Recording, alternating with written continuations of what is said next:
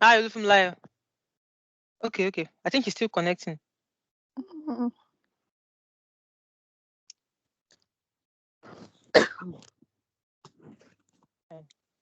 Hi, Olufum, can you hear us?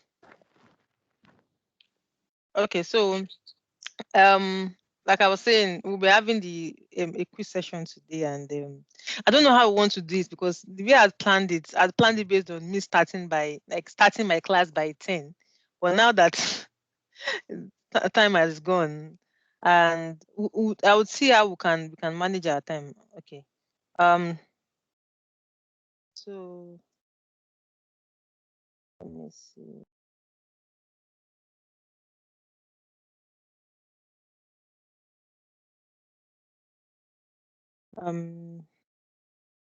Looks like today I don't know what's happening. I thought I had even connected this thing. Just realized I've not even shared.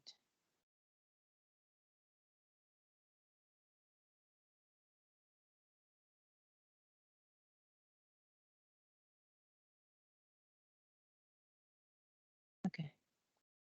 Can you see my screen? I think it's coming up. Okay. Yes. Yeah, we can It's see. loading. Yeah, it's here now.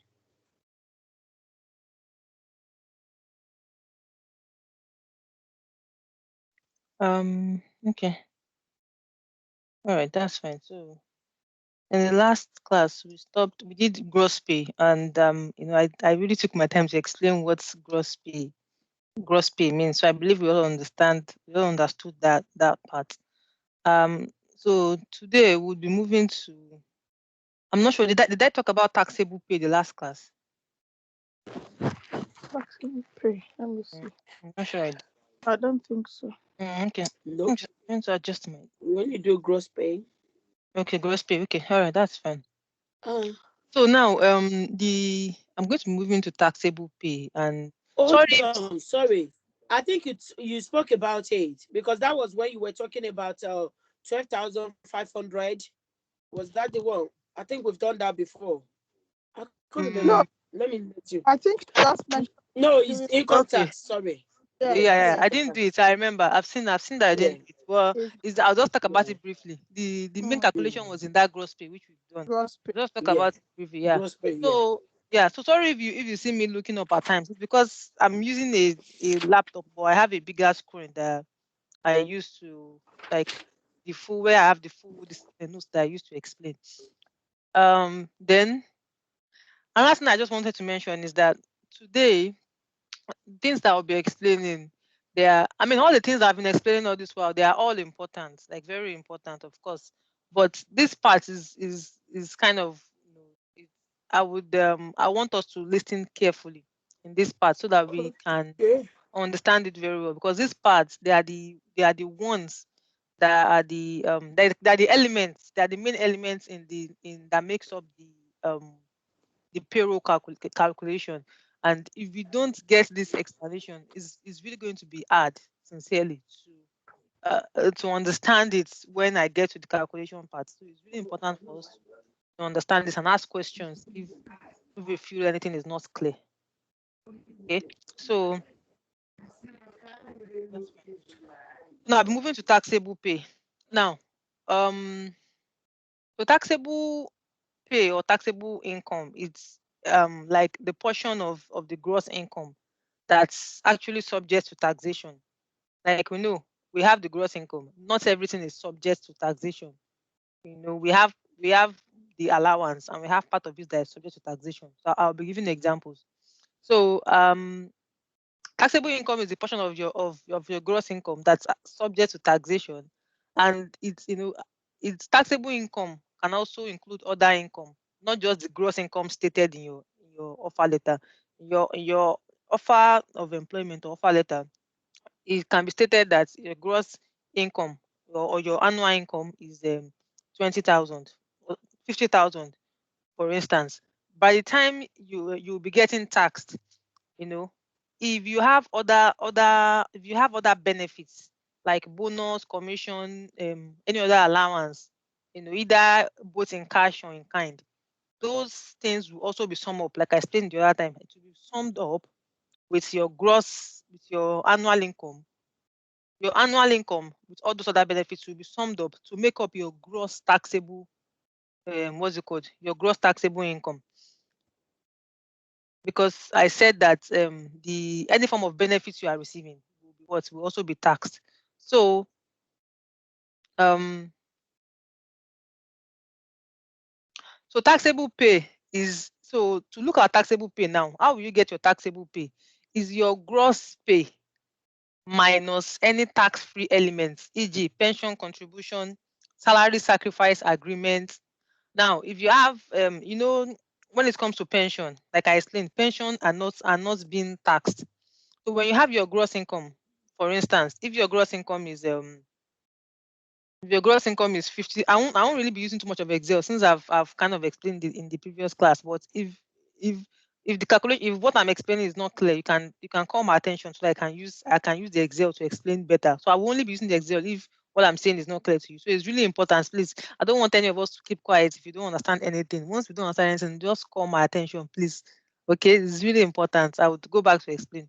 So for instance, if the gross income is 50,000, and the pension has been calculated, say say the pension is like, for employer and employee, both employer and employee will have their different rates of um the pension contribution. So in calculating the pension, it doesn't how will I put this explanation? The pension is not being taxed. So if you have 50,000 as gross income, to calculate your pension is going to be what? Say 3% of 50,000. I think I'll need to use the Excel. I need to use the Excel. Sorry guys, please. Let me just open the Excel. Okay. So I think the last time we had issues with sharing and sharing. So I need to be very careful this time around so that I don't repeat the same thing. So I think if I want to switch to Excel now, I will just how do I do it? Let me see. I think the last time she said if you just share it, it will come up. I think that was what she said. Okay, if I just share it. Yeah, if I click on it. Sorry, because I said I was going to practice this thing during the week. Just didn't even have the time. Busy.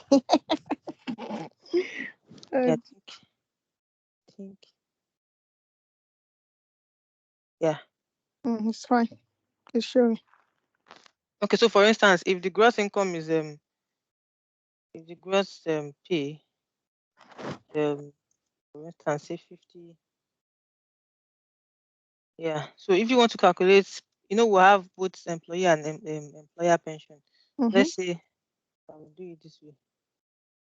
I will do this is employee pension for instance. Oh no, we won't consider employer pension for now because we are looking at arriving at a net income. So we are just looking at your gross pay and any other deductions. So now, if this is the gross pay 50,000, um to get your taxable pay, because that's what we are trying to arrive at here, that what is your taxable pay? Not all the amount of not all the what's it called gross amount is going to be will be taxed, right? So now the next thing is, after looking at the gross pay, the next thing is to look at what is the allowance. We have the personal allowance, right? And personal allowance for now for everybody is personal allowance is 12.5, right? I hope you're all aware. Yes. Okay. Yes, please. Yeah. Yeah. This is the personal allowance.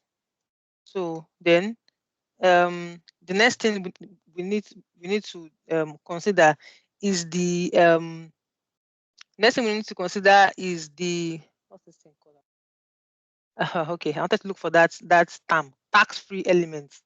So we need to look at the tax-free elements. What are the other things that are being deducted from the gross salary that are not being taxed? So we look at pension. So for employee pension could be say 3%. 3%. So what we'll do is we'll do 3%, 0.03 times the gross.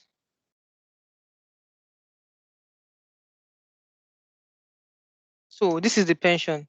So now what we are trying to do is to look at all the amounts that needs to be deducted from the gross before we can start taxing that money, right? So you need to deduct the personal allowance, then pension, the employee pension. Then it depends. There are usually other deductions as well. It could be I can't remember the other parts now, but the other part is the pension sacrifice. So now the way the pension sacrifice works is standard. I mean, the standard is that okay, all employee needs to register under the pension scheme, and they need to be 3% needs to be deducted from their salary as pension. But there's the option for an employee to also kind of opt for the what's it called, the pension sacrifice scheme. So it could be that the employee wants additional 2% to be deducted from his salary. So that one will also be deducted, because normally pensions are not taxed. So that pension needs to be deducted from that gross as well. So let's say pension sacrifice, it could be 2%. So that 2% that is a pension sacrifice will also be deducted from the gross, so that that amount will not be taxed. Yeah, so that's 1,000. So there are if there are any other deductions, that is also a tax-free element, right? Like I said, we have the pension contribution, then the salary sacrifice. These are the two that are actually very common. But I think I would let's see, before the class ends, you can just also remind me, but I'll put it as a note here. I'll put it as a note to there's one other one that I actually had in mind to check before this class, but I wasn't able to really. But I just need to, but these are the ones that are actually very common. I'm just going to note that space. Sorry.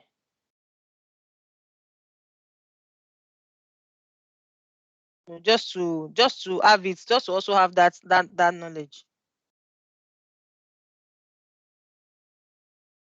So after deducting all the tax-free elements, I hope you understand what I mean by tax-free elements. They are the things that wouldn't have to be taxed. So all the elements that are not subject to tax will need to be deducted from the gross pay before you can determine the amount of money that is subject to tax, which is called the taxable income. Once you remove this 12,500, which is the personal allowance, right? Then you remove the pension. This pension will be, so this pension, both the salary sacrifice and the main pension will be going to the pension providers, right? But we deduct it from this one. So by the time you look at the sum is 65.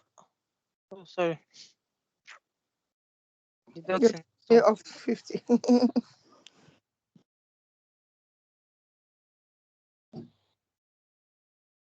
Let me just do it like this. I'm just give myself the week of the calculations. Okay, so by the time you do it this way now, this is 35,000, which is what is going to be called the taxable pay. Mm-hmm. Yeah. For the other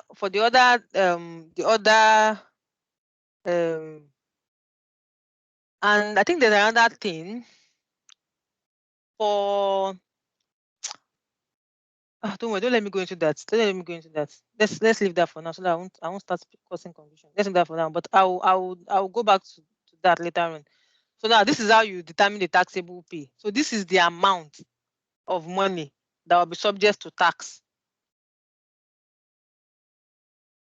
So what I'm doing now is what? The topic is taxable pay. That's why I'm explaining this. I'm not going to go beyond this explanation. All the other ones, the calculations, they are the ones that will bring it together. We'll take it from the beginning till the end. So because I can't be doing partial explanation here, it's going to cause more confusion. So I don't want anybody to be confused, right?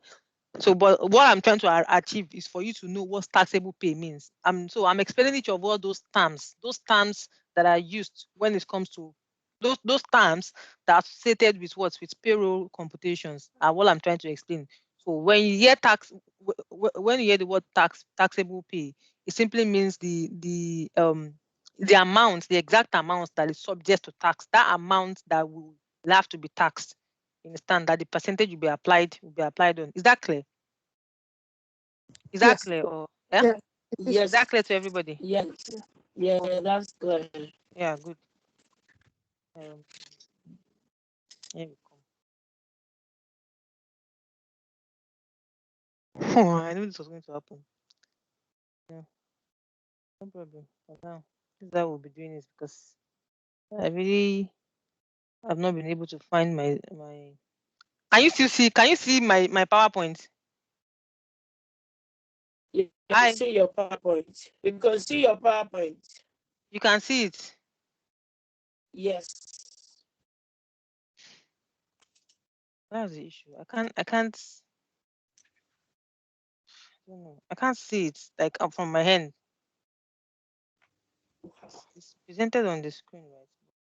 Let me minimize this.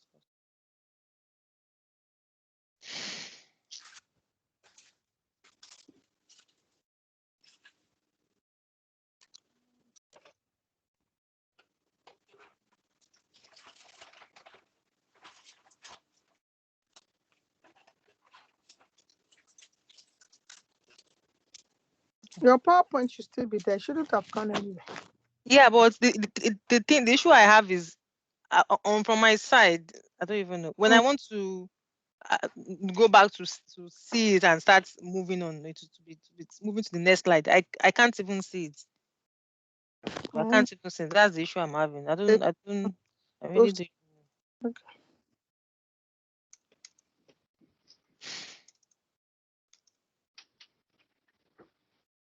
Okay, so now the next one is NIABU pay. So taxable pay is clear, right? And I think the last bit I should mention about.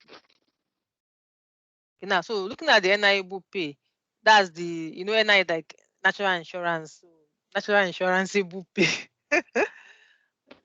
Is it okay? Yeah, it's there. So that's the NIABU pay. So it's kind of different from the taxable pay. When you receive your pay slip, you would see, you see your of course your gross pay for the month. You would see payee, and you will see NI, right? Yes. Now, and you see maybe depending on if you are if you've taken student loan, you see student loan and the like. So for the payee,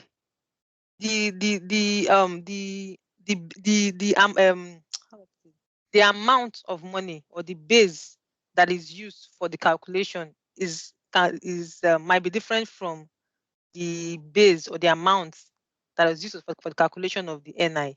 So what I'm trying to say is that if the pay was calculated based on, say, the other time we got 35,000 as taxable income, the payee would usually be calculated on the based on the taxable income. We have the percentages for payee. For instance, beyond the particular threshold, it starts from 20%. 20% of these, then once it goes beyond this threshold, it will move to like 40% and the likes. So the taxable pay, is the amount in which the payee is determined on.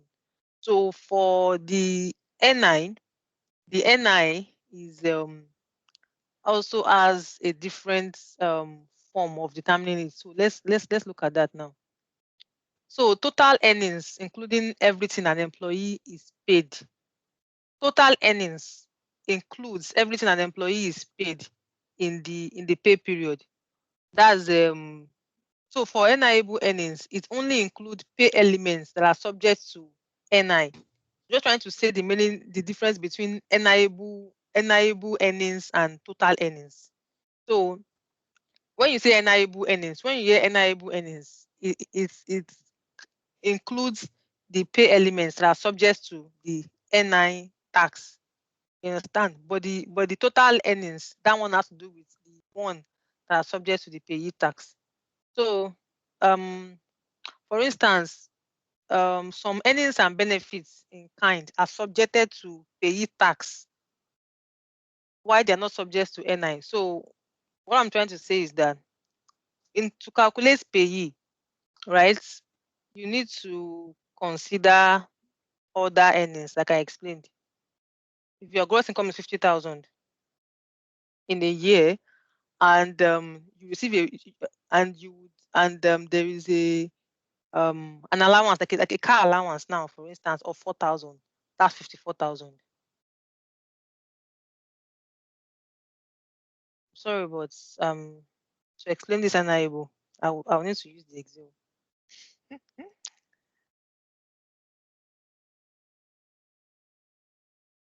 Okay, so sorry, please. The person that was maybe stands, don't mind me. To share the Excel, I think let me listen to the explanation very well if I'm going to get it now. So now I've not shared, I'm still on my slide, but I have Yeah, the I think Excel opened already. So what's the next yeah, I thing for think me to do? you just shared it, isn't it? When you shared it, it just shows. Okay, so now does it mean that on my screen now, I have this slide, but Mm-hmm. I can easily move to the Excel, but for you to see it, I need to. So will I need to? I'll click on share on the screen, right? Mm-hmm. Okay, I click on share, then I Mm-hmm. just go to the Excel. No, I think what you did was you opened the Excel first, isn't it? And then It has opened. It's opened already. Yeah. okay, share it then and see what happens. Okay, so that means I'll click on share, and I think Yeah, it's because of his PowerPoint. It's because of his PowerPoint. yeah, I Because think when I believe this is not that hard. So now yeah, look at it. If I want to go back to the PowerPoints now, let me see. yeah, because I think what Olufemile said to us that when you share the PowerPoint, it should just come up. But I have not tried it before, so I don't know. Mm. Because when you share your Excel and you try to go back to PowerPoint, you said you can't find the PowerPoint, isn't it? Yeah, I know what's Unless happening. So the thing is that with PowerPoint, it's different.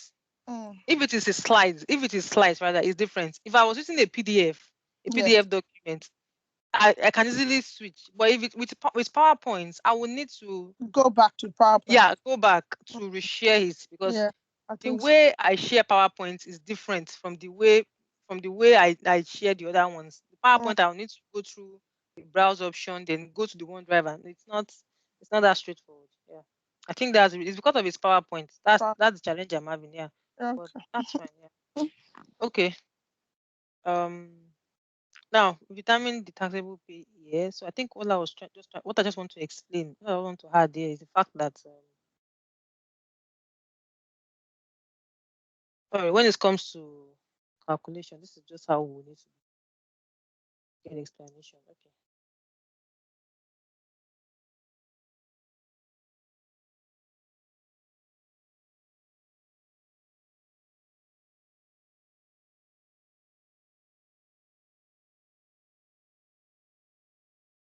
Okay, let's go.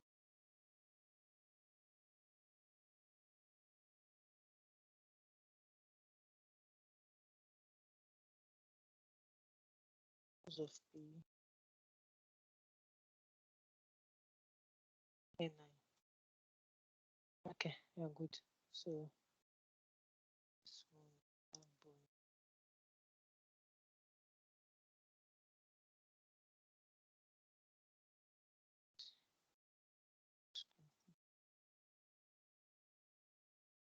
thousand. Okay, good.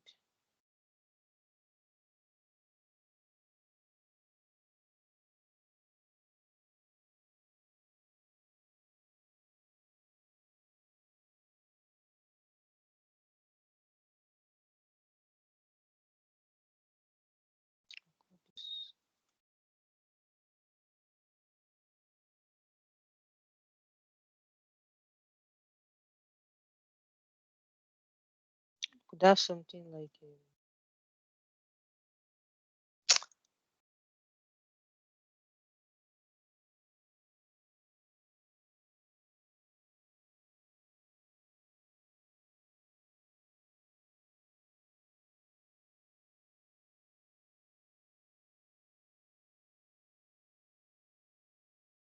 that one is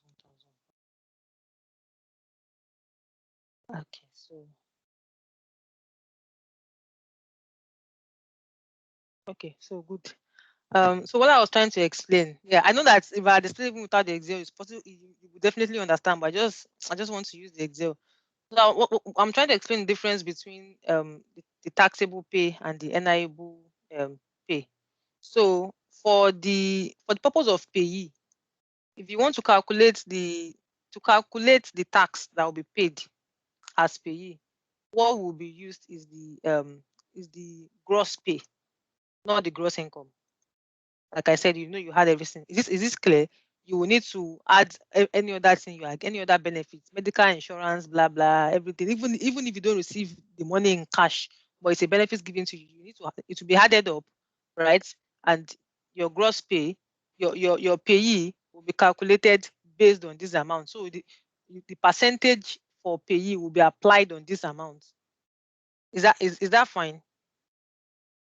Yes. That's Yes. That's clear. Now, but for the purpose of the NI, for the purpose of calculating the NI, so that's as you can see payee on your pay slip. This is how it will be calculated based on your gross pay if you have any other benefits. But if you don't have any other benefits, then fine. But if you have any other benefits, then they will do that. But for the purpose of your NI, all these benefits will not be considered. What they will only consider is this amount. So your NI will be calculated, the percentage calculated based on this. There are different percentages for NI. I won't go into that now. When we get to calculation class, I think that should be the next class. We'll be doing that. But I just wanted you to understand this now. It's really important because if you mix it up, then it can. I mean, it can lead to a lot of. It can lead to the employees paying the wrong tax. So it's So, very good for you to understand this. Though there will usually be a software to mhm. kind of the software is already set up to do all this. But if the person that is even handling the software does not have the knowledge, you are just seeing that, you're just seeing figures. Okay, is a software. Software cannot get it wrong. Software will, it's really important. I mean, when I was working, I was using QuickBook before. So my manager now wanted to change to the CEO now wanted to change to what's it called, to zero for some clients. So that was I wasn't even trained. I just decided to start using it. So when I use zero to I use that zero. Zero is also an accounting software. We have QuickBooks, we have Sage, we have Zero. So when I use Zero accounting software to run the payroll, um because to move from one accounting software to another, there's the option for you to import all the employees information, the previous history of their pay, their pay history, and all other information, all the employees information. There's a way you can export it from a particular accounting software, and you can import it in a new accounting software. So I guess in the process of doing that, probably there was, maybe there was a mistake, or probably he didn't import properly. So by the time I ran did the pay slip, by the time I downloaded the pay slip, I realized that the pay to date, on pay slips, you usually see your tax pay to date. So the pay to Mhm. date, both the net pay to date and the tax pay to date was showing it as it was doubling it. It was doubling it, and I didn't know why. But thank God I noted that. So I went back to the system to check. It was the correct one, but on the payslip it was showing. So if you don't have that knowledge, that knowledge of, payee, this is what the amount should be. This is it, what this is how it should be calculated. You just be seeing those figures. You would not you just be wondering. You would just be depending on the software too much, and you won't also have that independent knowledge, which is really important. So, because at times systems could fail, and there could be something in the system that has changed and you never knew. And you need to go back to check it. But if you have the knowledge, the manual knowledge, calculation knowledge, it's easier for you to spot mistakes when you see them, either on the payroll, pay slips, or any other important source. Sorry, quick question. Okay, yeah. Yeah, the calculation. So, like for the gross income, when they give you the gross income, so the step by step, really, like a step by step thing. if you want to say, so you kind of, the first step, you have to add all the kind of benefits you're getting first, like the bonus, car allowance, Yeah. everything, to get the total gross pay first. Yeah. So Yes, that's the what first thing. The gross. The gross. You need to determine what the gross should be before gross you pay? start thinking of the other ones. Yeah.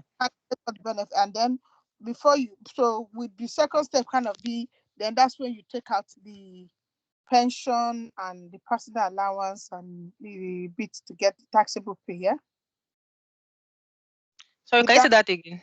Because I think I can't hear you the, very well. the first step is the one that I've just Yeah, explained. I heard that one. I heard that. So the You can second continue. step would it be kind of, that's when you kind of take out the personal allowance, the Yes. pension, these things Yes. are not taxable. You take it off, Yes. and then that's when you now go to the next step of the NI that you're explaining now.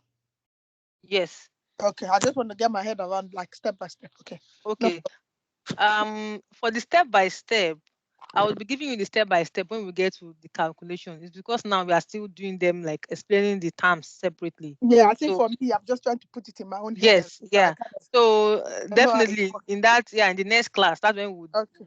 we'll do the what's the code? The computation proper. This is Yeah. the first thing. This is the next thing. This is the second thing. Yeah. By that time, I don't think we'll even be using slides. We'll just be using Excel straight to do Yeah. the calculation. No problem. Thank you. Yeah. So if you look at my slide is no more here. If you look at the slide, the first thing that was there was gross income, because the first thing you need to do is what income is the base is. I mean, what's the base income that we need to consider? Yeah. Oh, the Yeah. gross, yeah. So the gross income.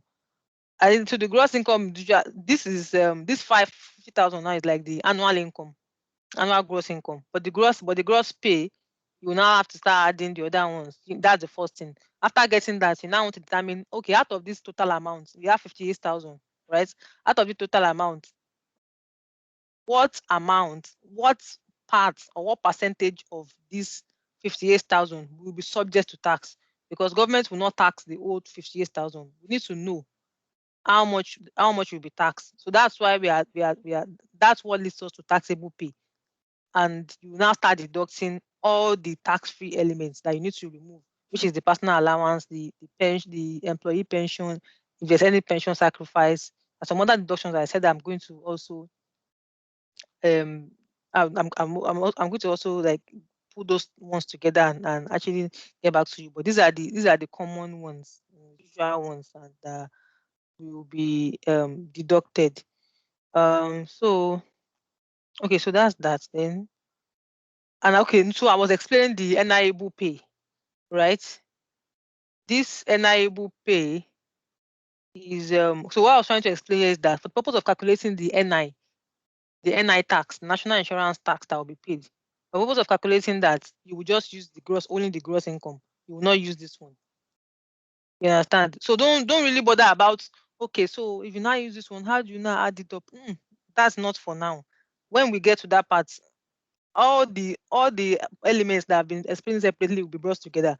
But what I just want us to achieve now is what each of all these things mean, so that when I get to that part and I'm saying, okay, now this is that, that okay, enable pay, it means that to calculate the NI, we will not be using 58,000, we'll be using what's just the gross income, right? Hi. Yes. Yeah. I hope That's that's clear. So clear. that's what we are just Yeah. trying to achieve here. So the other calculate the entire calculation, the entire picture, we'll get to the entire picture later on, not now. Okay. And so that's for that. So now going to pensionable pay now.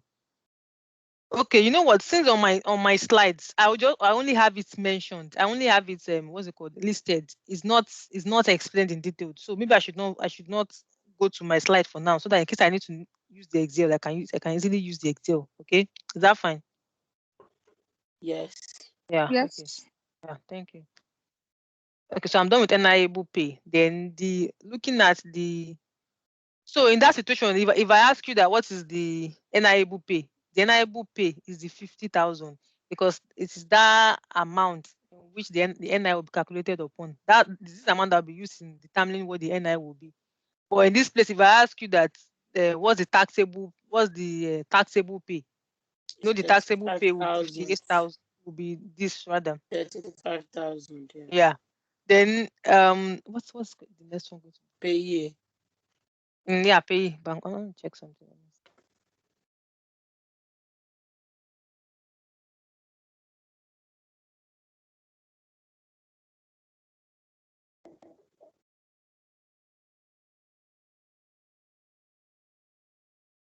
Okay, now, so if there are three things, and the earnable pay is this one, fine. The taxable pay is this one. Then the gross pay is this one. It's different from gross income. This gross income is like that amount that is stated in your offer letter, that this is the amount that you'll be paid as cash. That's that amount. But the pay is after you've added all the other benefits. So it's your gross income plus the other benefits that will give you your Gross tax, gross pay. I'll give you your gross pay. Yeah. Yeah. Okay, so Your don't mind. voice awake. That's why you're laughing. Sorry. Your voice are awake. That's why you're laughing. Okay, I didn't know you heard this voice. You know the You know, I've got a 2.5-year-old too, so I know it is. I think he heard my voice, so he immediately he woke up. He didn't even go to meet his dad. He was just Yeah, running towards this direction. yeah, He was, they know. It's mommy. It's always mommy they want. that's why I'm just laughing. Oh goodness, they are so wonderful. Yeah. Okay, okay. So now we're moving to. I think I've moved this thing too much. Pensionable pay. I think I already explained that one too earlier. So the pensionable pay, it's also based on the gross income. So this 50,000 is also the pensionable pay. So if you want to calculate the pension, if the pension that the employee, based on the scheme that the company is kind of using, so the employee is to be paying 3% of the salary as pension. Then it's going to be calculated based on this amount. That will be, the pension is going to be 3% of 50,000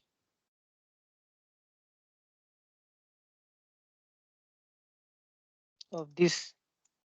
That will be the amount that will be deducted as pension. You understand? So that one is quite straightforward. Just with the NI as well. Both NI and pension are based on they are based on the gross income. Okay.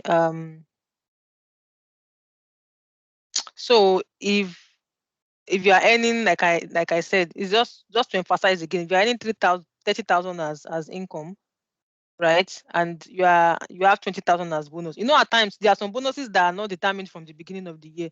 It's probably, if it is bonuses that are based on, they are performance based. It will be determined at the end of the year or at the end of the period in which the performance appraisal is being done. So, for instance, if the income, if your gross income is 30,000, and probably at the end of the year or at the end of whatever period it is, the bonus is 20,000. So your pension will still be calculated on this 30,000 and not, you won't consider the 20,000 bonus. So now is this part that oh God, it's already past 11. This is the part that I I was still discussing with my husband that, oh my God, that this part, I would really need full concentration because it's calculation and it's just really funny. Okay, I will need to move to my slide now. We are done with all these other ones. We are done with the pensionable pay and life. So we want to look at apprenticeship levy. That's where we have a bit of calculation. Okay.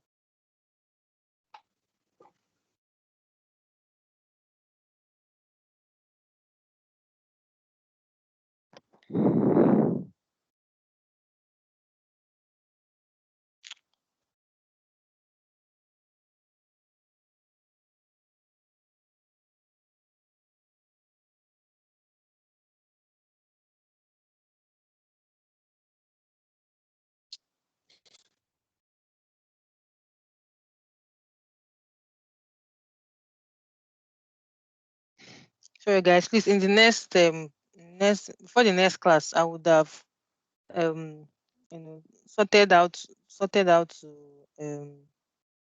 how to this sharing of a thing, sharing between PowerPoint and Excel, because we will be using Excel a lot. So I don't want it to be an issue in the next class. Sorry, I actually forgot to check out to go about it. Okay, so apprenticeship levy.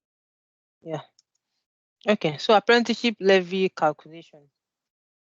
Okay. Everything we need there, everything we need is on the screen. So I'll just read it out and explain. So from 6th of April, can you see my screen? Can you see the slide? Yes. Yeah, Okay. we can see your screen. Okay. So with apprenticeship levy calculations, they are for apprenticeship levy are the levy that that the amount that are paid by companies they're paid by companies that their annual pay bill is up to 3 million pounds. I'm going to explain that. So now it says from 6th of April, the apprenticeship levy will be due from any UK employer in any sector if their annual pay bill is more than 3 million. So what this means is that it has been in operation since 6th of April. They started operating in 6th of April. So the apprenticeship levy for any UK employer that its annual pay bill is more than 3 million pounds will need to pay that levy. So for the purpose of the levy, an employer is someone who is a secondary contributor. It's that story, yeah. But the main thing here is that the levy will be charged at the rate of 0.5%. Now, for an employer to be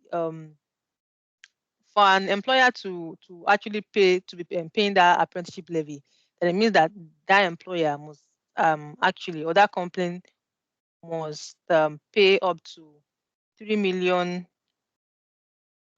must be paying up to 3 million as salaries per annum. So the way it works is that, let me see, calculation employer. The way it works is that the rate in which the government charges is 0.05% of an annual employer's pay bill. So let me give you an instance. If in a company, take KPMG as example now, the annual pay bill for their employee is five, let's say 5 million. So annual pay bill is okay, I don't have it here on the screen. So annual pay bill is on the material that's uploaded. So what annual pay bill means is that it's all the payments that is made to employee, you know, that is made to an employee in a year. So if you have like if a company has like about 20 employees, calculate all the amount of money that is paid to them, right, in a year, then that is what refers to as annual pay bill. So if that annual pay bill, right, if that money is up to 3 million, if that money is up to 3 million, then it means that company is what? That company is eligible to pay the apprenticeship level. So all companies that their pay bill is up to 3 million are liable to pay that levy. And how is this levy determined? Is determined based on 0.5% of the annual pay bill. So if you look at this example now on the screen, then another thing I need to also mention is that aside that amount that is being paid as levy, that's 0.05%. There's another thing that the government gives, so it's like a also an allowance. The allowance is also 0.5%. So which means that if a company is supposed to pay 0.5% of the annual pay bill, let me see if I can I don't want to go back to the Excel. Let me just use the example on the screen here. Now it says the levy will be charged at the rate of 0.5% of an employer's annual pay bill. Each employer will have annual levy allowance of 15,000. This 15,000 is gotten by calculating 0.5% of 3 million. Or you can for now, you can ignore what is inside these brackets. Just know that and then for each employer have an annual leave allowance, annual levy allowance of 15,000 pounds per annum. The levy allowance is 15,000, right? And they can use this to offset the levy that they have to pay. So let's look at this example. And that levy will be paid to HMRC through the payee as well. So why one of the reasons we are doing this calculation is because it's this amount will also be going like it will also be included in as part of the payroll calculation. That's for companies that pay this amount, because not all companies so if you are working in a small organization, then and the annual salary pay or the annual pay bill is not up to 3 million, then you will definitely not see that on the not be calculating that on the payroll. But for companies that pay up to that thing, those are the ones that will be doing that. So let's look at this example. An employer with the first one, this first example now, this is a situation whereby an employer needs to pay that levy. So now, if an employer with an annual pay bill of 5 million is 5 million, to calculate the amount that will be paid as levy will be the 0.5, which is the rate that will be used. 0.5 multiplied by 5 million, which is what 25 million. This particular one, is it clear? You determine the amount that will be paid as apprenticeship levy. It's going to be 0.5% times the annual pay bill for that company. So I'm now using an example that for a company that pays salary of up to 5 million in a year, right? They'll be paying 25,000 as the levy. Is this first one clear? Yes, it is. Yeah. Now, so I will now explain this allowance. All companies, each employer, all companies have an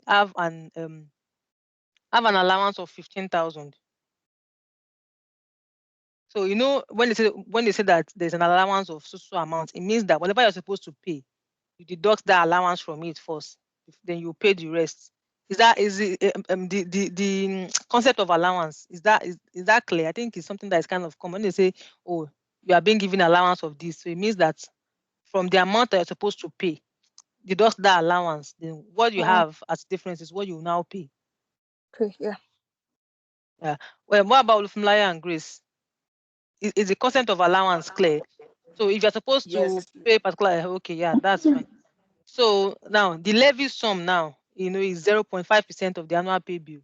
But the government has given all employers an allowance. So that's what it refers to as. If you can see my mouse, my cursor moving here, that's what it's referred to as annual levy allowance. So there are two things you need to know. The first thing is there's apprenticeship levy, right? There's apprenticeship levy, which is what 0.5% of the annual pay bill. And the annual pay bill, for example, here is 5,000. Then there is what? There is the annual levy allowance of 15,000. Now, what is in the brackets here is only trying to explain how that 15,000 was determined, which is 0.5% of 3 million. Here it was mentioned that um, for a UK employer that is going to be liable to pay this amount is any employer that pays up to 3 million per year as salaries to their employees. So now, if the allowance is now 0.5% of 3 million, it simply means that any employer that pays exactly 3 million or less than 3 million will not be liable to pay any amount, because 0.5% of 3 million is 15,000, which is the allowance. So okay, I'm going to explain that in the next one. Let me just move on with this. This is an example one. So look at this example one now. We've calculated the apprenticeship levy, which is 0.5% of 5 million, which is 25 million. Right? Now, to determine how much he will now pay, how much that employer will pay to the government, you need to subtract 15,000, which is the annual allowance that all employers have. So 15,000, you subtract it from the levy you've calculated, then you get 10,000. Then the 10,000 is now the annual levy payment. Now, if you look at it now, three terms are important here. We have can you see my mouse moving? No. Oh, you can't see my mouse moving on the screen. No. Oh. No, no. Yes. So how do I now? Let me. Okay, because I was thinking that I'm pointing at it and you can Sorry, see. Kafayat, can I stop you there before you go further so that I don't model everything up? Yeah, fine, fine, sure. Please, you said 0.5% of 5 million is 25,000, Mm. and you have to take 15,000 out away from 25,000. Where do you get that from? Where do I get what? Where do you get 15,000 from? Oh, okay, okay. Yeah, If, that's That's the clear. one government if the pays. levy is 0.5% of whatever they are, can we say is a threshold of 3 million? Yes, so that's what I'm trying to say. All right. Yeah. Okay. So, I mean, the first thing you need to know is that, oh, fine, we have the apprenticeship levy. And who are Okay. those? Who are those that are who are those that are supposed to pay this amount? How do you determine a company that's supposed to pay the apprenticeship levy? It's a company that it's annual pay bill. So when you say annual pay bill, what annual pay bill means is the total amount of money that a company pays as salary in a year. If you calculate all the amount of money that they pay to their employees in a year, that amount of money is what they call annual. So that's what is referred to as pay bill, annual pay bill. Now, any company that the pay bill, if you can, you know what, if you can just be looking at the screen, because my mouse, I don't know why you can't see my mouse actually. It's easier when I'm pointing at what I'm saying, but if you can just be looking at the screen, okay?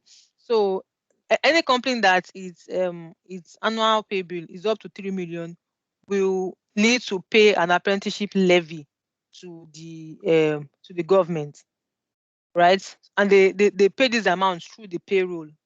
This amount is also calculated considered on the payroll. It's part of the payroll computation. So, and I would say to you that practically for me, I haven't um done for the period that I've been doing so far. I haven't done the one that has to do with apprenticeship levy, but it's part of the knowledge I need to have as well, that this is it, so that because company keeps growing. You can start with a company that wouldn't be paying this levy initially because their pay bill is not up to that amount of money in a year. You understand? But over time, if they keep growing and it gets to that thing, definitely that will need to start to be considered on the payroll going forward. Okay. So like I was saying, the first thing is to know that once your company pays up to that amount in a year, then they would need to pay that apprenticeship levy. So now, how is the apprenticeship levy being determined? It's there's a rate that is being used, and the rate is 0.5%. So 0.5% of whatever the employer or the company is paying as annual pay bill is what will determine the amount that will be paid to the government. I mean, that's the next thing you need to know. The first thing is that the threshold is 3 million. Once you pay up to 3 million per annum, then you're liable to pay the apprenticeship levy. The next thing is that you need to know to determine how much you pay. You do 0.05%, 0.5% of whatever amount, as long as you pay up to 3 million or above. You understand? Then 0.5% of that amount is what will be calculated. So now, looking at the first example now, it kind of make it easier here. Look at the first example. We have an employer that pays annual bill of 5 million. Then the levy sum, the annual bill. So now, if you can just be noting these things that I'm saying, these terms that I'm using. Now, annual bill, if you can be looking at my screen, this annual bill is 5 million. Now, the levy sum is what is going to be 0.5% times the 5 million, which is 25,000. So the levy sum is 25,000. Now, governments, all employers have an annual levy allowance of 15,000. The government gives them annual levy allowance of 15. It's not, sorry, not like give them in cash. You understand? So it's like an allowance that is kind of that is given to um all employers that are liable to pay this apprenticeship levy. So what this simply means is that after calculating your levy sum, for instance, example here, we have 25,000 and the government has given an allowance of 15,000. So it's of 15,000. It means that this 15,000 is the amount that you actually don't need to pay to the government because it's an allowance that is given to you. Just like you have your tax, if you are earning 50,000 gross, right? All your salary will not be taxed. There's an allowance that will be deducted from your salary, which is 12,005, right? After deducting that allowance, then you can now say they're going to pay tax on the rest. Just the same thing with this one. After calculating 0.05, 0. What am I saying? After calculating 0.5% of your annual pay bill, whatever you get, you need to deduct that levy allowance, that allowance from it. So when you deduct the allowance from it, then you get what 10,000. Now that 10,000 is what is called your annual levy payment. That is now the payment you make to government, annual levy payment. That 10,000 is the annual levy payment. The 25,000 is the levy sum you've calculated, and the 15,000 is the what is the levy allowance. Is this part clear?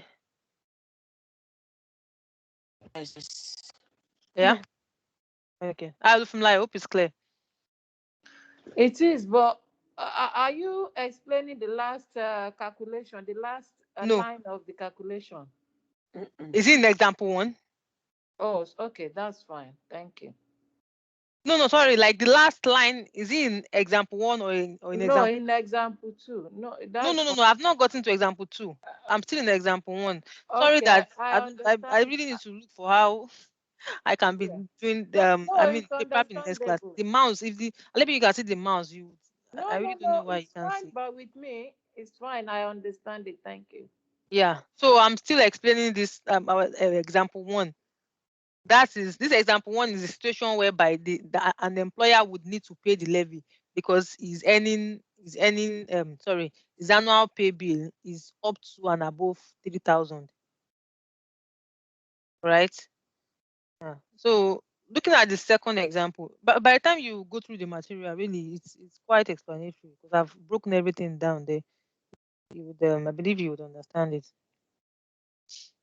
Okay, so looking at the next example, example two. Now, this is a situation whereby an employer wouldn't have to pay, and in that situation, it means that the employer is earning less than 3,000. Remember, the threshold is 300. 3 million. Yeah, 3 million. 3 million. Yeah. So this is a situation whereby the employer is earning less than 3 million. So the employer is earning less than 3 million. So, for instance, look at this now. Look at the example two. The levy sum is still going to be 0.5% times.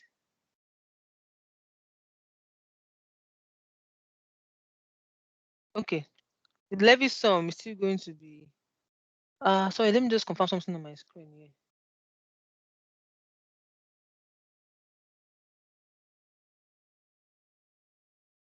Okay. So the levy sum is still going to be 0.5% of this 2 million, and then you get 10,000. Then you know what the allowance is. The allowance that the government has given is what is five is the allowance that the government actually allows to be deducted is 15,000, right?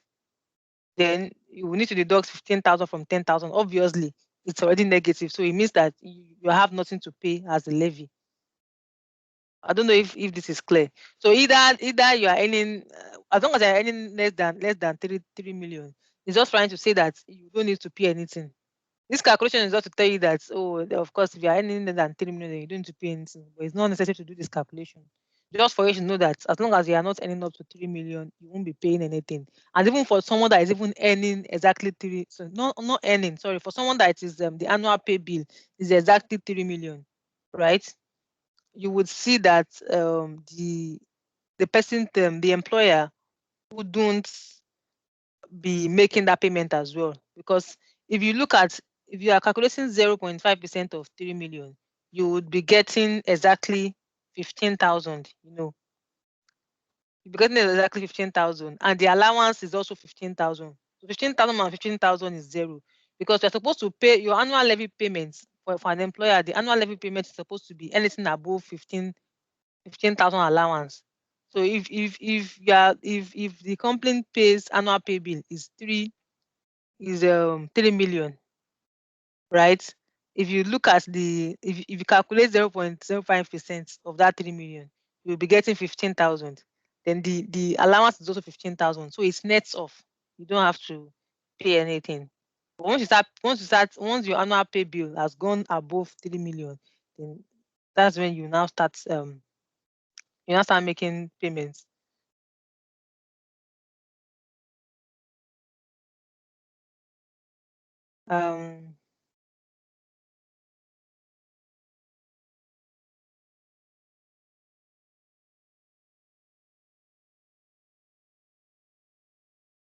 For this one, it's like 11:30. Do you want us to just take like maybe a 5 or 10 minutes break, and we'll just continue from here? Or do you want me to move on? You can take a break. Okay. All right. How many minutes break? I don't want us to go for too long. Because should we just do 10 minutes, Abby? Yeah, 10 is Okay. Okay. So this is 11:31. So by 11:41, we'll be back by 11:41. okay. Thank you. Let's all be back on time. I will ensure I'm also here on time so we can continue and quickly finish. Okay. Okay. All right. Thank you. Yeah. Bye.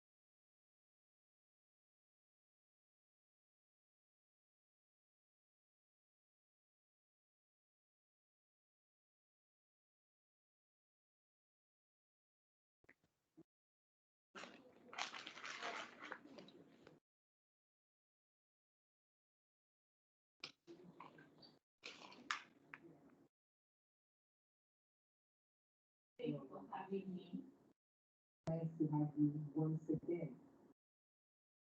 Okay, we know that children usually get it, or at least we don't see them. Most of them have mild asymptomatic. So it looks like they're not getting it. But if a child were to have symptoms, what would COVID-19 symptoms be? Okay, thank you very much. So usually in children, the symptoms they present with include fever, cough, nasal congestion, catarrh, loss of taste, rash. You can have rash.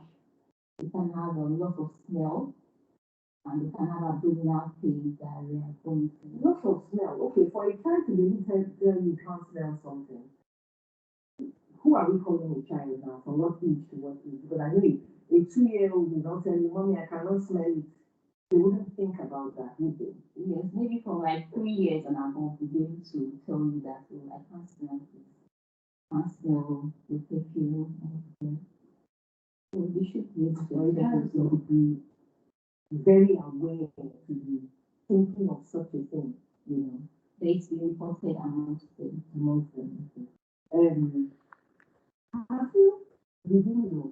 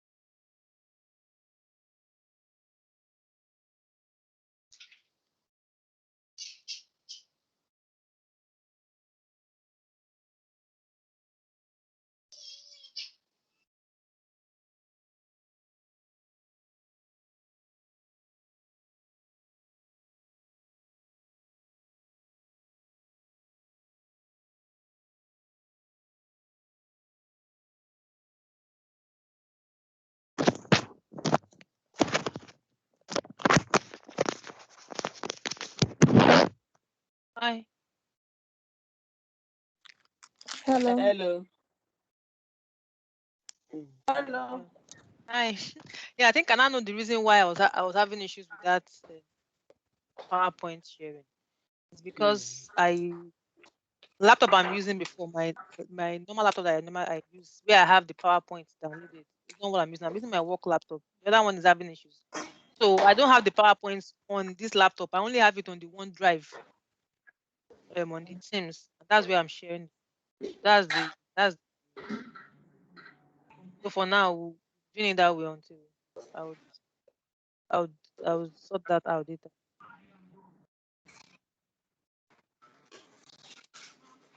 Mm,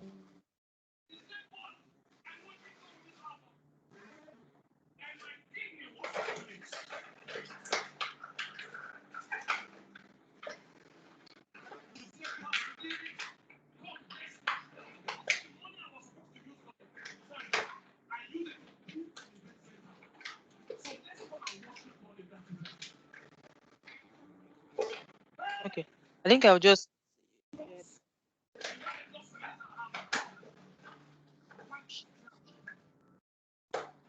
Yes, you can now see my screen, right?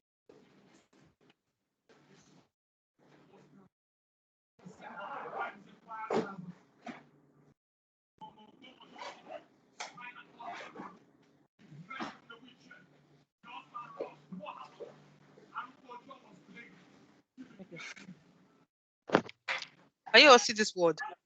This word doc. Yes, we Yes. can see the Word document. Yeah.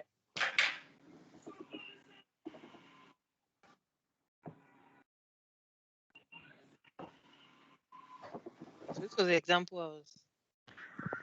um,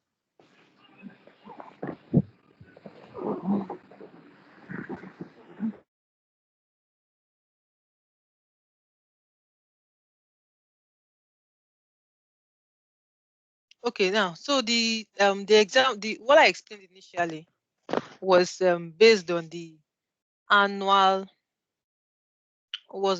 annual pay bill. So, but in reality, the way the levy is being paid, it's on a monthly basis. The levy is being paid on a monthly basis, and not just like the payroll is being done on so either for payroll, yeah, of course we have can be done weekly, it can be done bi-weekly or once in a month. But for this levy, it's actually done on a monthly basis. So it's going to be showing on the payroll on a monthly basis. So I just explained the annual payment initially. So now we'll be going to the breakdown. We'll be looking at the breakdown now. And so the way it works is so we're using an example.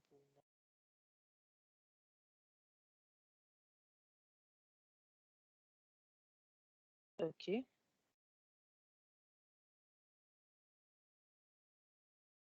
Okay. So we'll be using this as an example. I'll move this to an Excel document. That's where so now at least you can see my Excel document now. You can see the Excel. Yeah, Yes, we we can can hear. see the Excel. Yeah. I think I'll just leave the PowerPoint for now. September.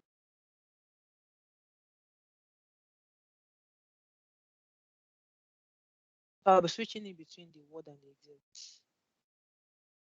Let's go here. Ah. If you can still remember what I explained earlier as regards the annual payments and how the calculation is being done, 0.5% of the annual pay bill. Then you subtract the allowance and whatever is left is the levy that will be paid to the government. But after subtracting the annual allowance, you have zero or negative, then of course you definitely not pay anything to the government. Now, let's look at the way it's being done on a monthly basis. Since we look at payroll on a monthly basis, payroll is being done on a monthly basis. So this is done on a monthly, it's being paid on a monthly basis. Now, the way it's being done is that If you look at this table now, this is the tax month. In UK, the tax year runs from April to March. So now April is the first month, something like that, up till March, which is the last month. Now this is a company, for example, in a month April, their employee was paid the total amount of salary that was paid to the employee in April. So all the employees is 200,000. In May, 200,000. In June, 500,000. In July, 500,000. In August, 200,000. September to March, that way, 200,000 in each of those months, all through. The total amount is 3,000. Now, you would see the importance of me having to explain it on a monthly basis, because if you look at it just on an annual basis, if you want to look at it on an annual basis, it means that the company will only have to pay the levy at the end of the year, until have to wait until the end of the year before the company will pay. And from the beginning of the year, okay, so the essence of doing this on a monthly basis and not just determining the annual, because from the beginning of the year for a company, you cannot actually determine what your annual will be, and the government needs to be taking that money on a monthly basis. You understand? So if the government will be taking the money on a monthly basis, they definitely need to be doing that calculation on a monthly basis. So if a company should earn, if a company is earning 3 million, like I explained earlier, the company will still not pay anything, because the annual allowance, which is 15,000, which is 0.5% of the annual pay. 0.5% of this 3 million is 15,000, and the annual allowance as well is 15,000. So this is what I'm trying to say. I'll do the calculation here. What I'm trying to say is that the levy that is supposed to be paid is what? 0.5% of what? Of the 300,000. Of the three. You guys know what I'm saying. You know why I keep saying 300,000. Of the 3 million is what? 15,000. But government has given each employer allowance of 15,000. So you need to subtract that 15,000. Then you realize that you're having what? Zero. So the levy amount to be paid to government is what? Is zero. But if the annual pay is actually 500, you understand? Then this will change to 25,000. Then what you'll be paying is what? 10,000. So that's why I said that for someone that is paying, that the annual pay is 3 million, the person will eventually not pay anything. But that's when you're looking at it in terms of the annual payment. But in the real sense, it's being done on a monthly basis. So now let's look at the example now.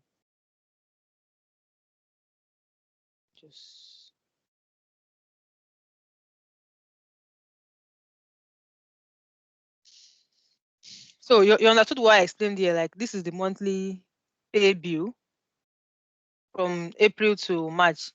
Now let's look at this calculation on a monthly basis. Now the first month we would have what? 200.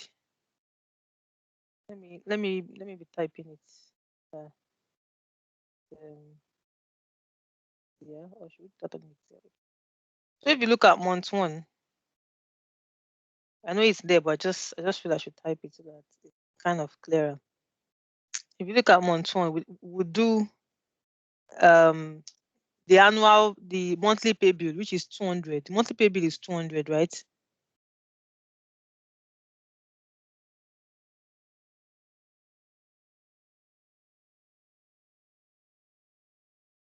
$200 multiplied by the rates, which is 0.5%. I should be doing it on Excel. Yeah? From Lara was trying to log in. She said we should let you tell it. Oh, okay. I'm not on my. Sorry, I'm not on. She said they haven't logged her out earlier, so she's trying to come back in. Oh, okay. Thanks. Thank you so much. Oh, hallelujah. Sorry. Oh goodness. I didn't, I'm not on the Immediately screen. we came back from the lunch, from break, rather. Ah, This time are you locked me out. And it's like, when a child is crying behind the door and the door Oh, shut, God. I've sent do you message know, to but that's everyone, funny. How calling come everyone. I It did not didn't go even through. notice that Oh my that's goodness. Anyway, thank God I'm in. Thank you that's all. serious. Did you send a message in the class? Yeah, Yeah, yeah. and I I was heard. even trying to call. I didn't want to cut myself off, so the call didn't go through. So I had to go and save your number one by one and started Oh calling, and my it God. didn't go through. So I now had to send message to Temitope, please help me. I would Oh have been there forever. Anyway, goodness. And it's because of usually I don't check my phone while in class. So I can be even say I come in, I just leave it. I don't even bother to check because I I don't even know who know, sends the message. I know. I don't know what happened. Just logged me out. Yeah, sorry about that. Though, thank Thank God you. we haven't gone too Gone far. far. You spent Yeah, but I'll 20 just minutes. we haven't gone too far because by the Mm. time we resumed, I just kind of summarized what we did earlier. Ah, And good. let me see. Let That's me, fine. Don't bother to summarize again. Let's just continue. I'll go and read. mm, just wanted to show you this. Thank you. Okay, so I think the bits that I just need to mention before we move forward so that I can understand. I think the only part I think you probably missed is just this table. I was trying to explain that, yeah, fine. It is the money is being paid on a month on a what I explained earlier rather was on a yearly basis. That is the annual pay bill. That this is Mm. what they pay on a yearly basis. But in the real sense, practically, it is being paid. The levy is being paid on a monthly basis. So I want to explain how do the calculation on a monthly basis now. Mm. Yeah, okay. So I just gave this table as an example that this is the month. These are the monthly pay for a particular company for Mm. a financial year period. Yeah.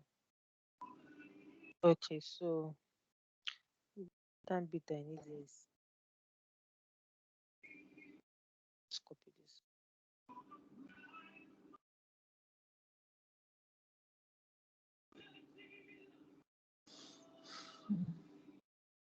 Okay, so now we're going to start with month one.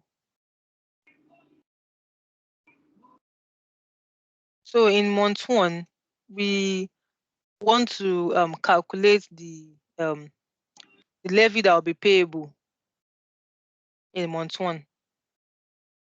So for us to do the calculation, we'll pick the monthly pay bill. Now the pay bill for April is 200. So what we would just do is equals to 200, right? Multiply by um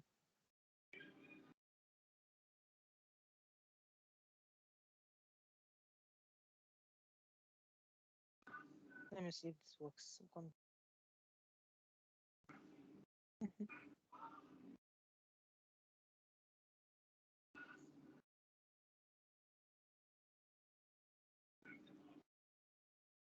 I'm just trying to I want to give this formula work. All right, that's fine. So what we'll do is we'll do 200 multiplied by 0.5%. And 0.5% is 0.5%. That would be 0.5 divided by 100. So that's 0.005. Okay. So good. Is equals to 200 multiplied by 0. Or better still, let me just, it will make the calculation easier. I'll just put this amount up here. With Excel can be very funny at times. You need to plan ahead. If not, you start repeating the calculation over and over again. I'm going to put it here that this is the let's say levy. Let me call this one levy. Should I call it?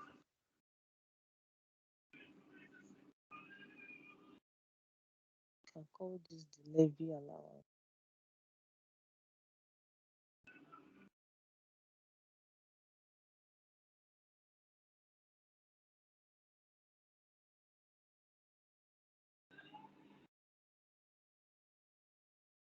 Okay, yeah, good.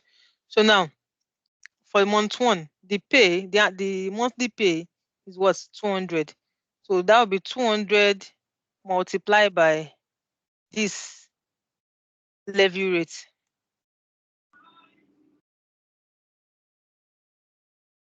That's 1,000.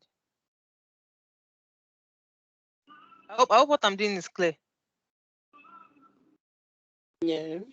Yeah. Okay. So Kind this. of. Sorry. Yeah. Kind of. Okay. Yeah. Don't worry. I'll still go over it again. Now, if you look at this table, I explained that this is the pay bill on a monthly basis. This is the annual pay bill. Yeah. Or breaking it down Yes. into months. We have for April, we have it 200, for May like that on a monthly basis. September to March, they are Yes. 200 each. Now, we talked about the rate, which is Yeah. 0.5%. If you divide Yeah. 0.5%, 0.5% means 0.5 divided by 100, Yes. Definitely. right? Just like if you say Yes. 50%.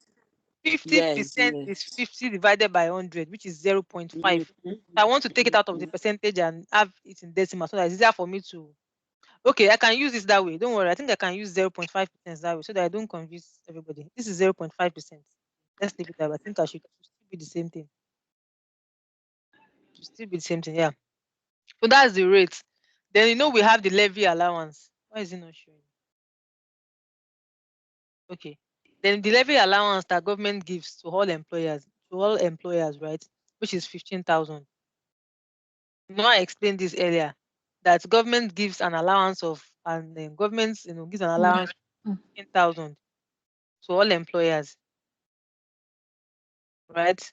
So now to calculate the amount, the levy payable on a monthly basis for an employer, that's what we are trying to do now. We want to try and arrive at that amount that will be paid by an employer on a monthly basis, because it's not, in reality, it's not being paid on a yearly basis, it's being paid on a monthly basis. So now how to calculate what that company needs to pay as apprenticeship levy is what we are trying to achieve. Now, to achieve that, the first thing you need to do, you need to have the base amount you are working with, which is what? What is the base amount? This is the pay bill for April. And what is the pay bill? The total amount of money that is paid to employee as salary for that month. Total amount of money that is paid as salary is 200,000 for April. Now,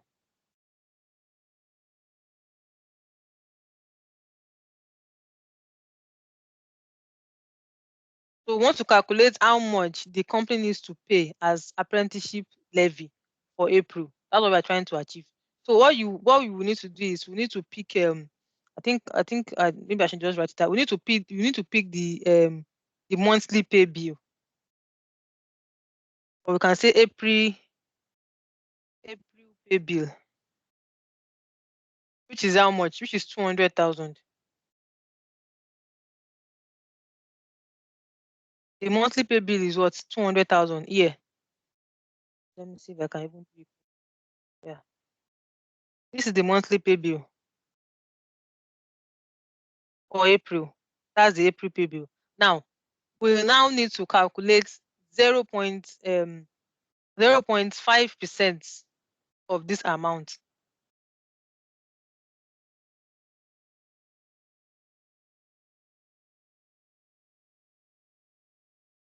Hold on.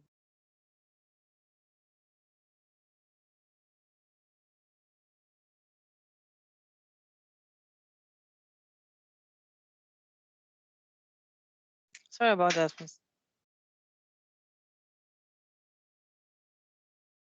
Okay, now so let's move on. The April pay bill is this. Now, for this levy allowance, this allowance is the annual allowance. So let's call this the annual levy allowance. Annual levy allowance. So because we are working with a month now, we need to do the monthly levy allowance. Monthly levy allowance, because we are doing it on a monthly basis. So to get monthly levy allowance, what are we going to do? We will divide 15,000 by.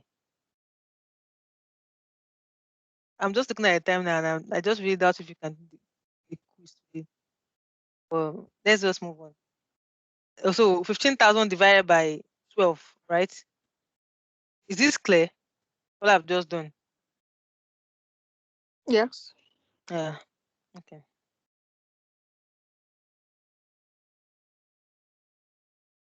This down. Okay. So this is the monthly levy allowance. We'll get there. So what we are trying to do, like I said, is to calculate the amount of money that will be paid. We want to calculate the level payable on a monthly basis. So what we need to do is to look at, okay, what is the monthly, what is the pay bill for April? The amount that was paid as salary is what? Is 200. That's the April pay bill. Is 200. Then the next thing we need to do is, on that amount, we need to what? We need to apply that rate, which is the levy rate. And that would be, would say, is equals to this amount, 0.5% times the pay bill. Now, what did we get? 1,000. Now, that 1,000,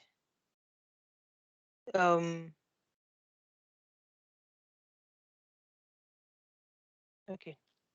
So we've actually gotten 1,000 now. So the next thing we need to look at is, we'll look at the monthly levy. We'll look at the levy allowance. Remember that when we did the annual one, whatever you get after using the rate and calculating the levy, whatever you get, subtract the allowance, which is 15,000 from it. When you subtract the allowance from that, whatever is left is what will be paid to the government or to HMRC. But after subtracting the allowance and you've gotten 0 or less than 0, then you don't have to pay. And so the only time the employer will need to pay a apprenticeship levy to the government is if the calculation done. You understand? This levy, I'm just looking for the right name to use for this now. After applying this levy rate, let me just say levy rate calculation. There's no name for it really, but it's just to understand what it means. How did I get this? I did 0 points. If you are used to Excel, if you look at this, is highlighting this one and this one. This B10 means the one in blue. You know this B10 is in blue. Can you see my mouse moving, or you can't see it? Yes, You can see it. Okay, good. This B10, this blue means this one in blue here, and this B16 means this B16 is in red. It means this one in red here, right? So now this one is just this 0.5% multiplied by the pay bill for April. That's the first thing you need to do. The first thing you need to do is you need to do 0.5% of the pay bill for that month. After doing that, then you need to now consider the annual levy allowance. So let's do this. The annual levy, sorry, what am I saying? No, the monthly levy allowance, because we are doing it on a monthly basis now, right? This is on a monthly basis. What's the levy allowance? Levy allowance is 1,250.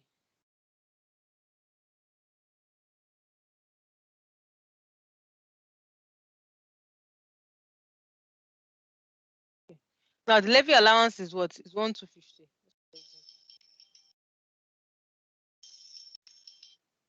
I think someone is out already. Sorry, hold on.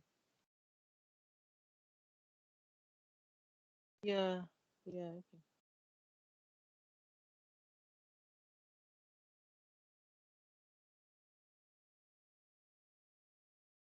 okay. So sorry about that, please. Yeah, so now the levy allowance is 1.5. I just want to put everything to be in this format so that it doesn't. Okay, good. Do you understand how I got this 1,000? Yes. Yeah. And this one, it's just by the it's just the monthly levy allowance. The annual levy allowance is 15,000. How did I get this? I divided 15,000 by 12 because we are working on a monthly basis. So I got 1,250. That's why we have this 1,250 here. Okay, so is this clear? Is it clear up to this point? Yes. Yeah. Yes. It looks like the kind of response I'm getting, I'm having a feeling that it's not The so clear. 1,000. What did you do to get the 1,000 on top? Okay, good, Please. good. Now, Because you know, unfortunately I'm not at home. I'm using phone. It's difficult to see everything. to see, okay, oh, Mm. but I mean, as you're using the phone, you can try and make it to be, what's it called? Is it landscape? I know it will still be a bit My difficult, phone but is it's small. easier. It's better than yeah. So if you turn your phone this way, there's a way you can turn it this way. Can you see me? Can you see? I know, but unfortunately not. Let's continue.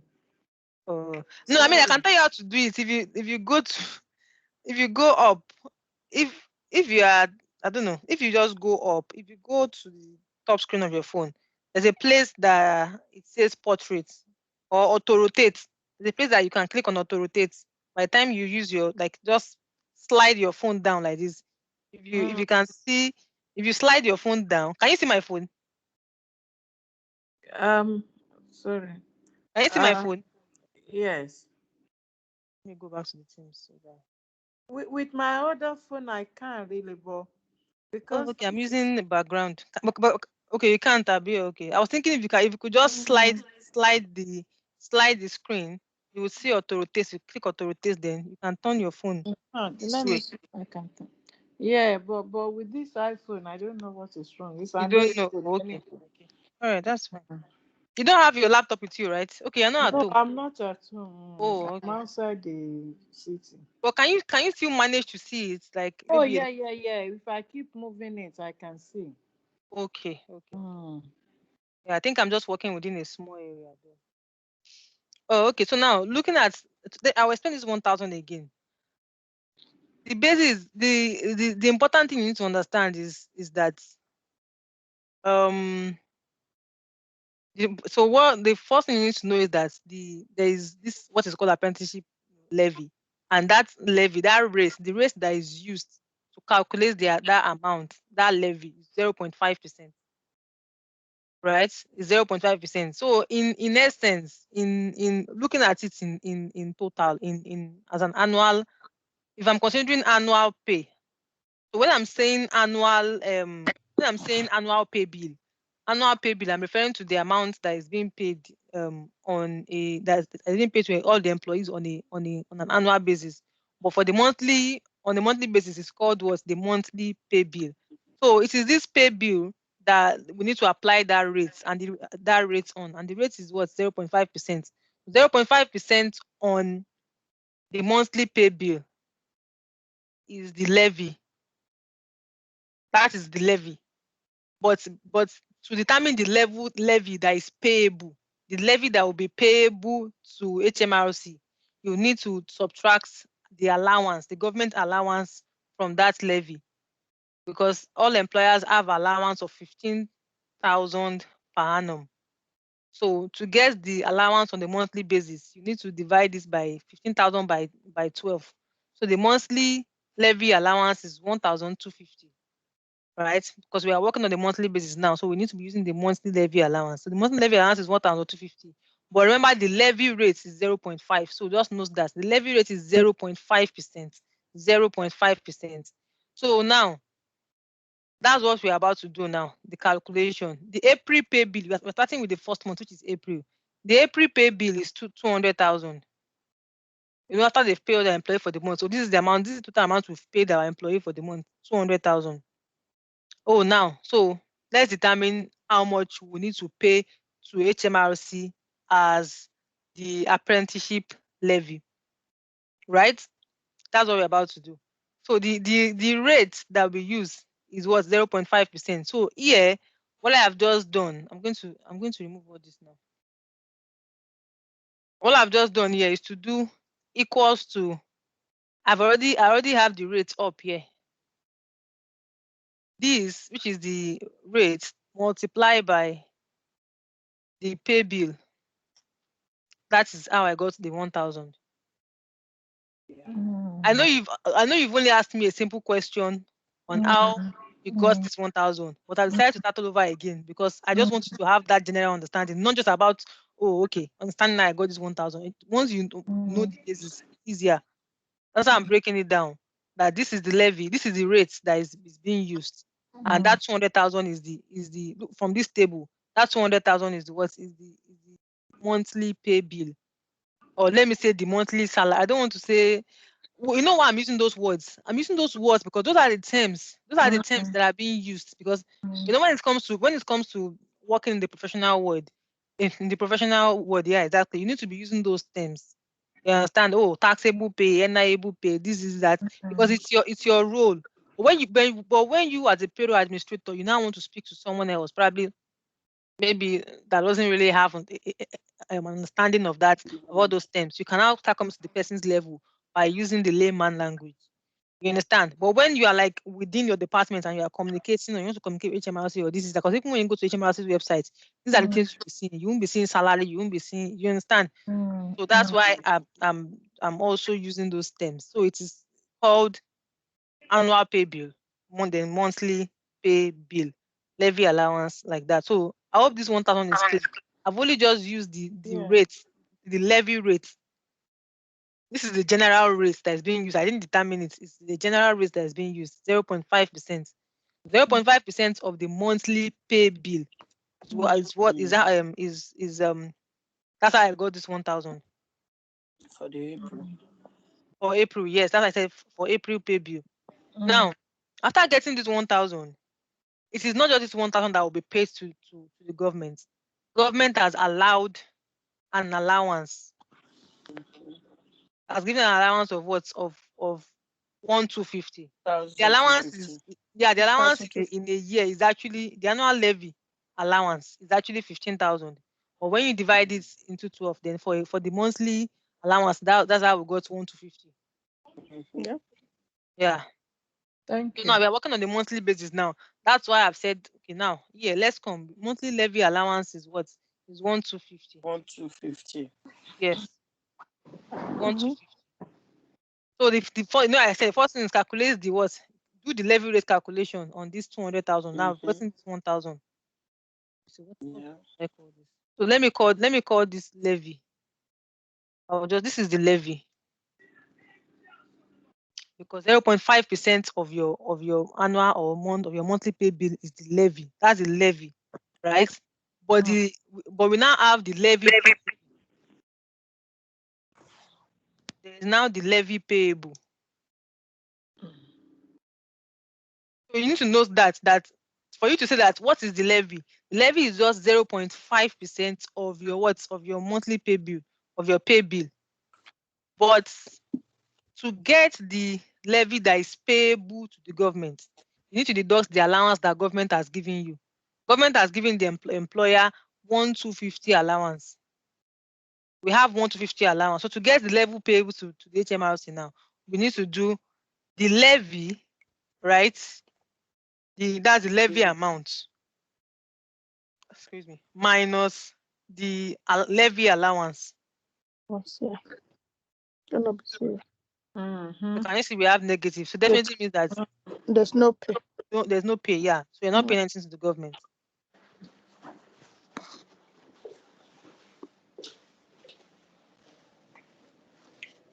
So now that's why I've said it that the levy payable in month 1 is nil, as what? As this 1,000, which is the level, is what is below the monthly allowance. You know the levy is 1,000, but the monthly allowance you're being given is 1,250. So this one is even already below the monthly allowance. So you are getting negative, so nothing to pay the government. Now let's move on to month 2.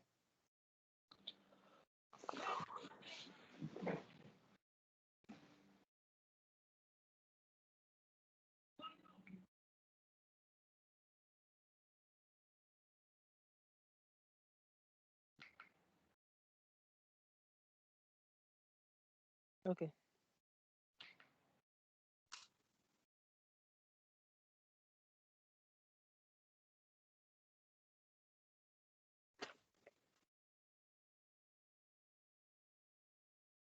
Okay, so in month 2, we also have the same amount, right?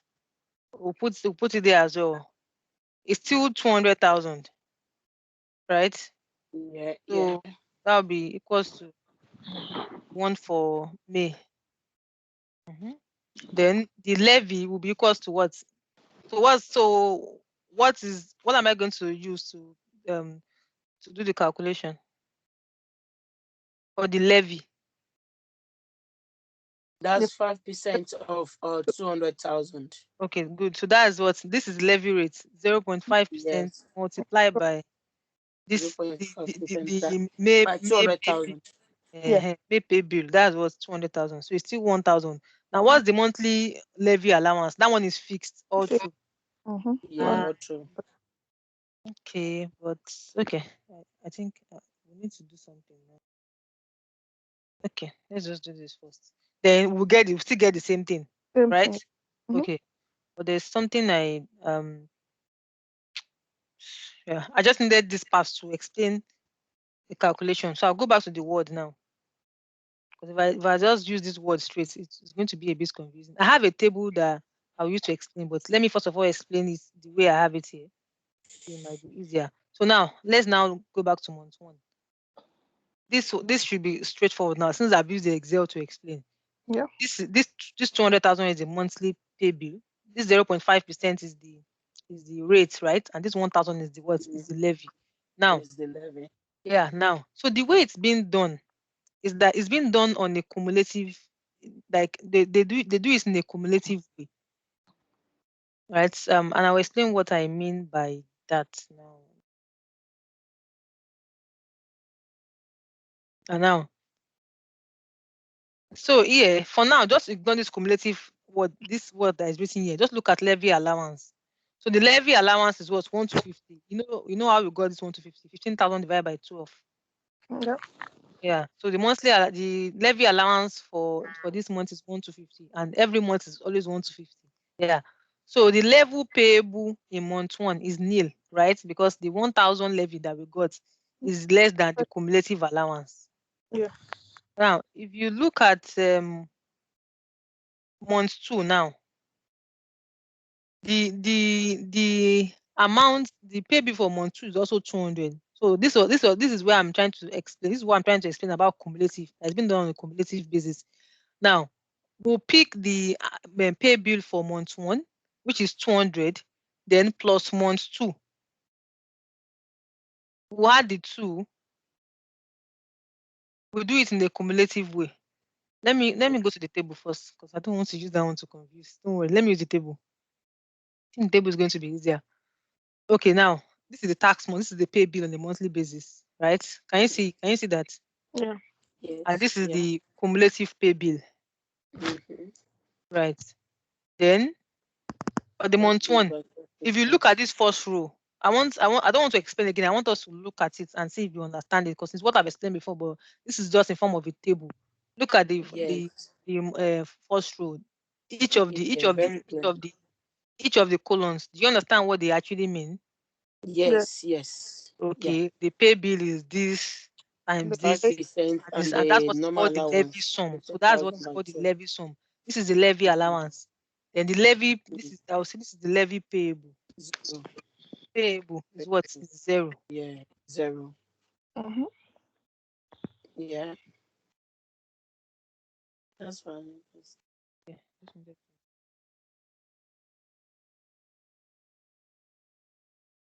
Okay, don't worry, let's just leave that.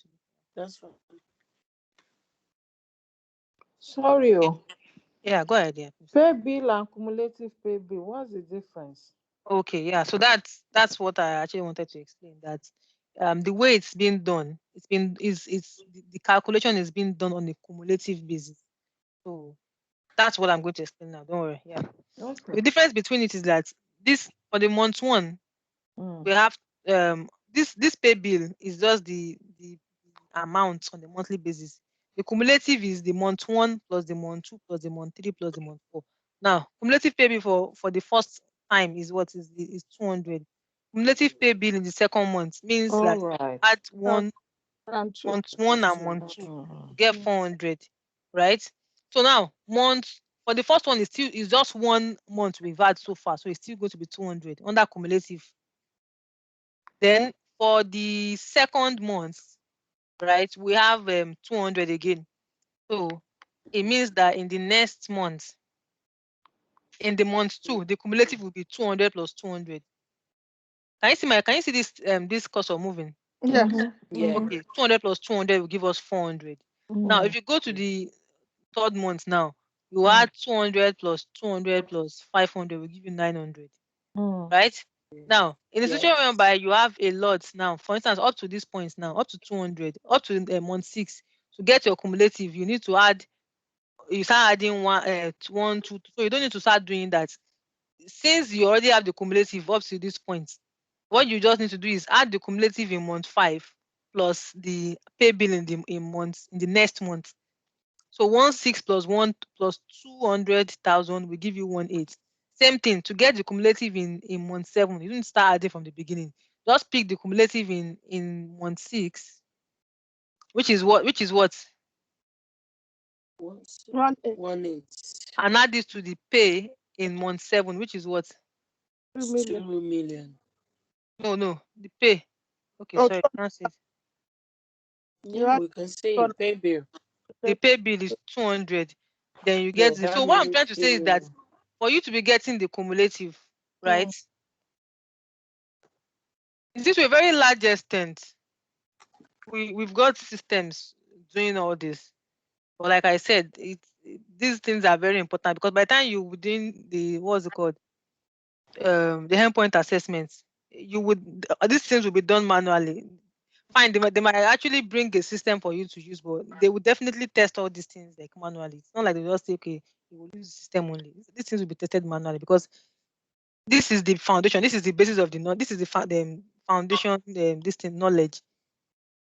You understand? You can't, for someone that doesn't have this foundation knowledge, you can't use the system, because when the system is going wrong, when the system is doing something wrong, you won't be able to know, because you don't know how it's being done. Right. Yeah. Okay. So what I was trying to say is that to get the cumulative, for instance, for month 7, you don't need to go and start adding all the pay bill from month 1. All you need to do is to pick the cumulative pay bill in month 6, because what makes up this cumulative, this 18, is the addition of the pay bill from month 1 to month 6. What makes up the cumulative pay bill in month 6 is the addition of all the pay from month 1 to month 6. If you add it from month 1 to month 6, you will get 18. So for you to get cumulative pay in month 7, you don't need to go and start adding from month 1 again. It simply means we already have all the pay, we already have the addition of all the pay up to month 6, which is 18. Then we just need to add 200 to 18 to get 2,000. Same thing if you look at it going, if you look at the next one, 2 million plus 200,000 will give you 220. Is this clear? Yes. Is the way to get the cumulative, is it actually clear? I think this should be 300. Yes, it is. Yes, it's clear. Okay, that's fine. So good. So now pay bill is clear, cumulative pay bill is clear. So let's move to pay bill. Let's move to the levy sum. 0.5%. I believe this should be clear as well for this 1,000. Is this clear to everyone, or there's someone that still doesn't understand how we got this 1,000? It's clear to me. Okay, now, so the thing is, why the essence of having this cumulative pay bill here is because this is what we will be using. We're using the cumulative pay bill on a monthly basis. So now, for the purpose of month 1, the cumulative pay bill is still 200, because that's just the first pay bill. It's only one pay bill we have done so far, which is for that month. That's why the cumulative is 200. So now, the pay bill, the levy sum is going to be what? How will you get the levy sum? 0.5% multiplied by your cumulative pay bill. 0.5% multiplied by your cumulative pay bill will give you what? 1,000. 1,000. Yes, we give you 1,000. Then we would okay, so that's 1,000. Now we will just the levy allowance is on a monthly basis is what? Is 1,250. Remember the annual levy allowance is 15,000. Divided by 12, get 1,250. Yeah. So for the purpose of the monthly basis, the levy allowance is what? 1,250, which is what I have here. Now, to determine the level payable is going to be the difference between 1,250 minus 1,000. Okay, so it's going to be the difference between this and this. 1,000, yeah. 1,000 by 250.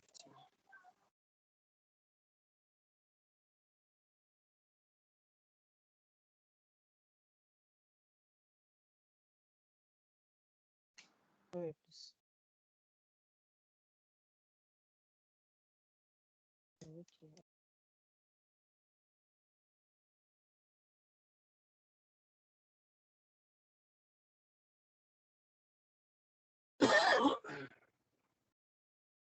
Equals to A minus B. Like that is going to be clearer. Okay, now. Yeah. So now this levy payable is what? Levy payable is equals to what? A minus B, which is what? The levy that you've calculated minus your levy allowance. So for the purpose of month 1, your levy payable is 0 because you have not even earned up to your levy allowance. So definitely you can't be paying to the government. So that's 0, right? Levy payable is 0. So how much are you going to pay in that month? Paid per month is 0 because you not pay anything to the government, so it's 0. Now let's move to the next one. Number month 2 now. Please, let's follow, please. Yeah. So month 2, the pay in that month is 200,000. The cumulative pay is simply adding month 1 and month 2. That is what was paid last month and what was paid this month. Add it together, get 400,000. Now, going to the next one. So everything we are doing now, we are going to be working with cumulative. Now, we've done cumulative pay bill, right?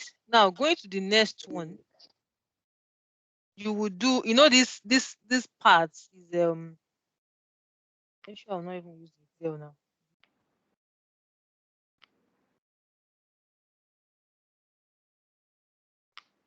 Okay. I think I should be using Excel for this so that we'll be doing it together. It won't look like it. Just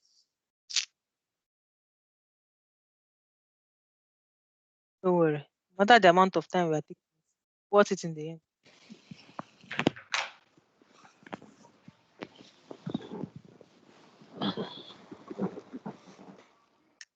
Nothing to rush. Just need to ensure that track.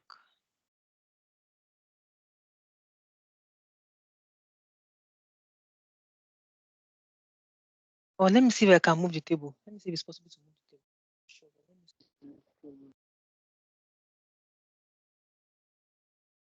see.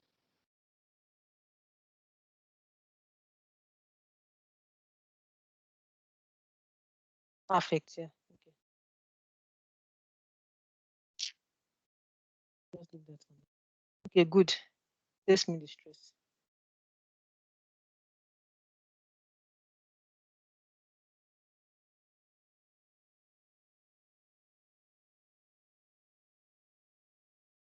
Okay.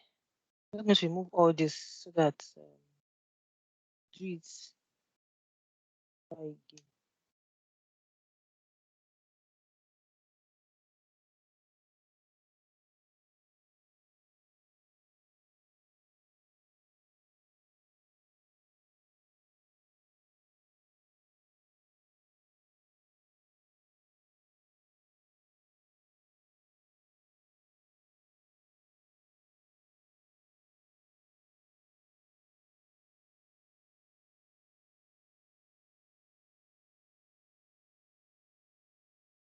Okay, good. Yeah. So we're actually in the second one. But to make it easier, what we can just do is from this place we can say, okay, the cumulative pay bill in month 2. I hope this thing is not small. What That's too much. Mm. Is it fine this way, or Olufumlayo, can you still see it on your screen, or is it actually too big? Olufumlayo, is she still there? But I'm can here. others see this? I'm here. I'm here. It's okay. Yes. I'm Okay, pulling it down forth. It's okay. Thank you. it's okay now. Okay, Mm. okay, good. So now moving to the second one. Mm. Remember that we are doing cumulative. You know, anything that has to do with cumulative means you are adding up now. So how for the purpose of formula, if you are using Excel, then this is the best way to use it. You just do equals to you can do equals to the cumulative in month 1 Mhm. plus the pay bill in month 2. You Eh. It's Value. gonna because you're supposed to use some. kind of eh? No, it should work. It's because of all this. And you're not meant to use uh, some. No. That's the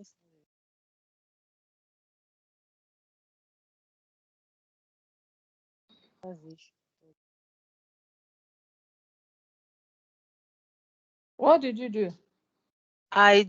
I am okay. So now initially we have currency. We have the currency sign. So Yeah. You took it. I highlighted everything and I went up here. Mm-hmm. You know it's The on currency. currency now. So I just put it in general, no Just, specific format. I want to see if mm, that's what is causing the issue. But because of probably I copied. Yeah, I was just copied gonna the table. Yeah, so I just want to check flip first. it around. This one is very strange. Mm. Let's change the formula. Mm. Spreadsheet. That's Excel for you. Oh, Yeah. wow.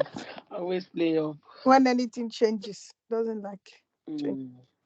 So let's see if it's going to work this time around. See that That one. Mm-hmm. because if it's not working, then it's not. Mm. It's not gonna work. It's sensitive because of the things you've Very changed. sensitive. Mm. We know what you're doing anyway, so Okay. you can put yeah Um, cumulative plus month. because we need to be using formulas really. It's because of the table that you moved it onto That I the moved. yeah. Mm. I'm not going to use the table. Don't worry. I'm not going to use the table. Unless you Let use the me. bottom. I won't use the Maybe I table. will you should just open follow the line. another sheet. Yeah, I'll just use another sheet because Yeah. it's Okay. that calculation that will Copy make the first things line easier into for us. another If not, sheet. it's not going to. Yeah, you can copy the first line of the month one. And the pay bill column. Yes. Well, I guess once we understand this, very interesting. Yeah, it is.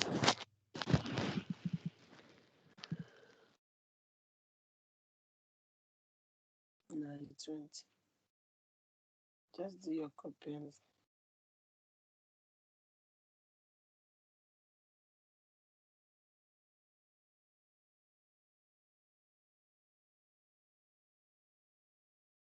Yes. This one, three and a half. Getting to- I start taking them. Excel can be funny at times.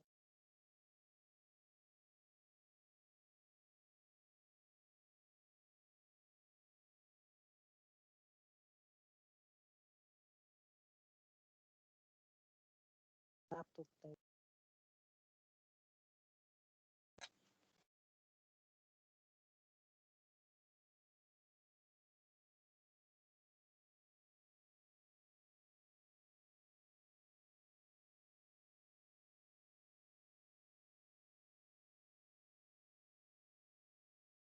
To start copying anything. Had similar issues before.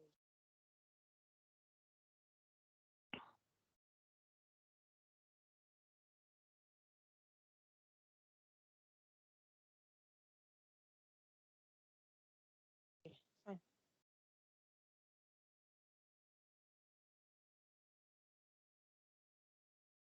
Okay, good. So let's just work with this.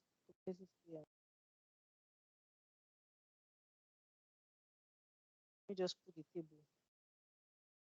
Make it look like a table. Just quickly try something and see if it doesn't work. Ah,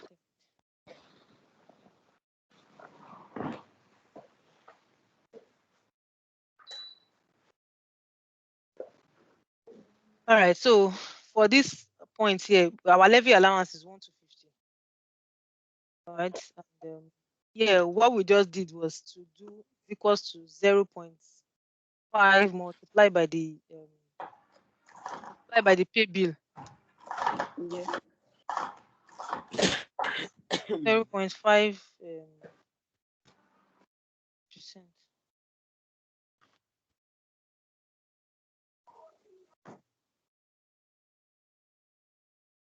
Okay. Yeah, let's move on. So now this one is going to be this minus this to give us minus 250.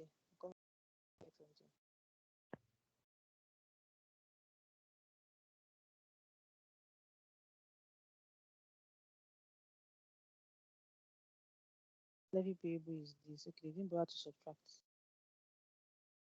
Okay. All right. So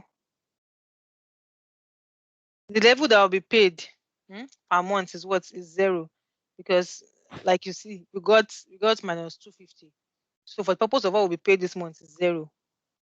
Nothing will be paid. Now moving to the next one. That's 200,000.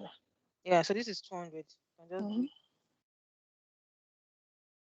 200. So now the cumulative for the next month will be what? This one, which is what we've called the cumulative, plus what? The month. Plus the Now next be month, Month plus two. this. 4. Can you see? Yeah. That is this Yeah. clear? Yes. Okay, good. Now the pay bill is what? 0.5%. What would 0.5% be what? 0.5 times C4 That's 400. times C4. 0.5% multiplied by this one, C4. the cumulative. Yeah. Yeah. You do enter. What's the levy allowance now? Because we are working on a cumulative basis. You understand? The levy allowance is also going to be cumulative. This is month 2. You understand? So the levy allowance in month 2 will be 2 multiplied by that 1 to 50, because we are now doing cumulative. It's supposed to be, or another thing is to say 1 to 50 And plus add 1 to plus 50. 2,000. No, not plus 2,000. That the levy allowance on the monthly basis is 1 to 50. Mm-hmm. Equal, like Because they it's are second it's month, so it equal has to be times 2. times Plus 2. Yeah. So since it's the 1 second month, it should just be times 2. All right. This times 2. Is that clear? Yeah, or you can add it. Yeah. Times Yeah, 2. we can add it here. Where do So you get 3 pounds from? £3. Where do you see £3? I saw a sign before 3. The formula.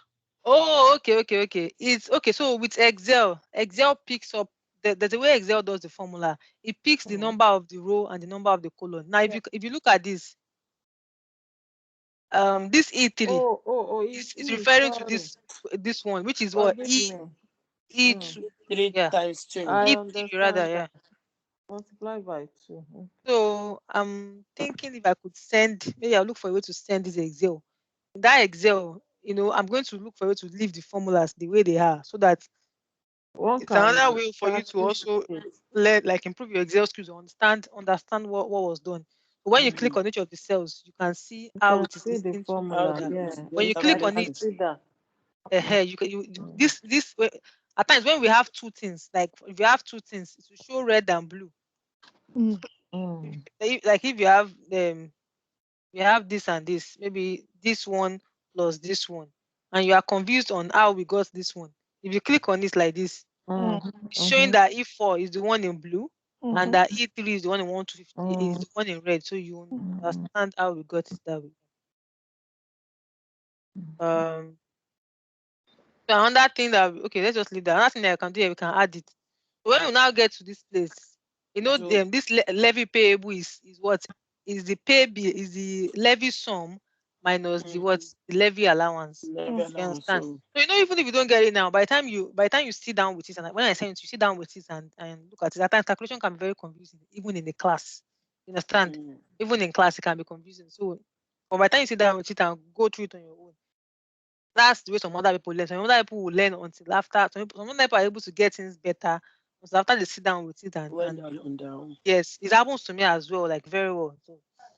So now this one is going to be equals to the Pay levy, for this one, Mm-hmm. pay the from levy sum And minus, because you know why I'm doing A minus B is because your levy payable is supposed to be what is left after you have deducted your allowance.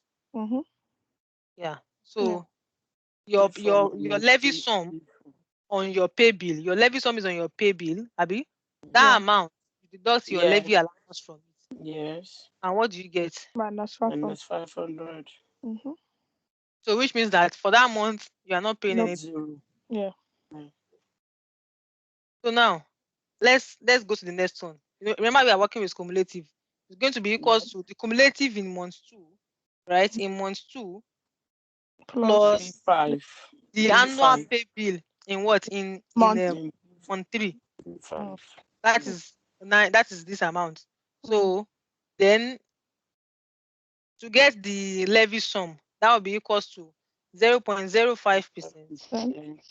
It might be good. I think the best thing is in situations like this. I think let me just do it that way so that it's something you can also learn. Instead of having to be typing 0%, 5% all the time, you can just have it here. Levy rate. You can have it somewhere up there, and you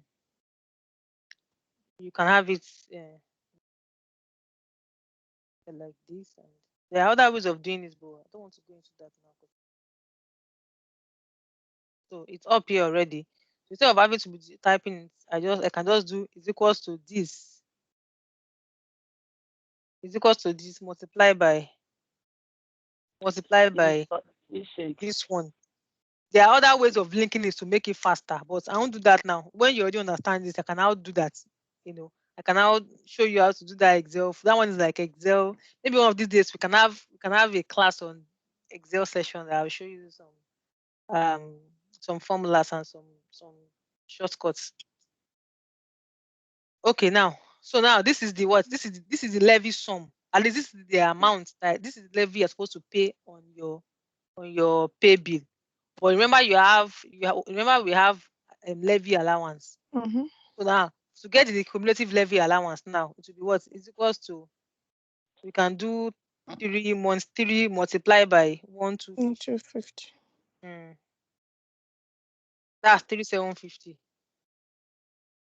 Or you can, another thing again you can do is you do this one plus this one. Mm-hmm. That is the cumulative that is the allowance you have in month 1 and month 2. Give you this one, but let's just do 3 times 1 because it's 1,250 every month. So month 3 means that will be 3 times 1,250. Okay, now the levy payable will now be what? Your levy sum minus the allowance you have. Yes. Which is equals to this minus this. That's 750. So they have to pay. So you have to pay what? This 750 to the government. So how much is going to be paid per month? 750. 750. Mm. You understand? Now going to the next one is going to be cumulative pay, which will be what? This one That one plus month 4. this one. Month 4. Yeah.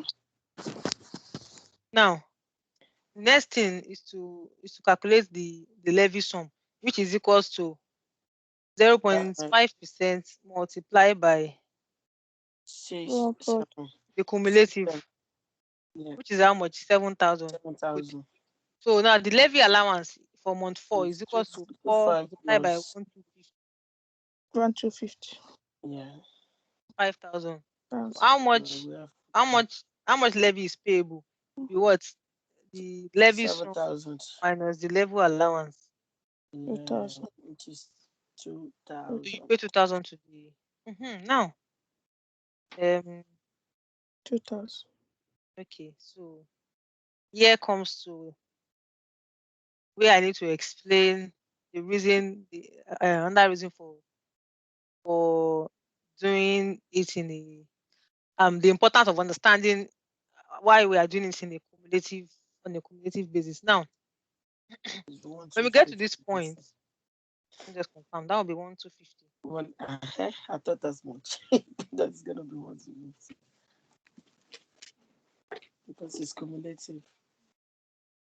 Yeah, okay. So yeah, so I had someone saying something about 1,250 because I'm not seeing the current, so I don't know. Okay, Grace. That's Grace, right? Yeah. Yeah. Yes. West, I didn't see the person.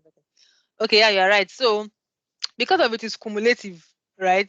Now, if you look at it, that up to this point, up to this 750, we understand that's the amount to be paid because that's what we got because there's a positive amount paying 750. Now, move up to this point with this cumulative, and we got to this level payable. So what you're supposed to pay is what 2,000. But remember, because of we are doing it on a cumulative basis, you we've we've also considered all the amounts from the beginning up to this point. So this cumulative pay, understand, is a combination of all the pay from January, from this point, from month 1.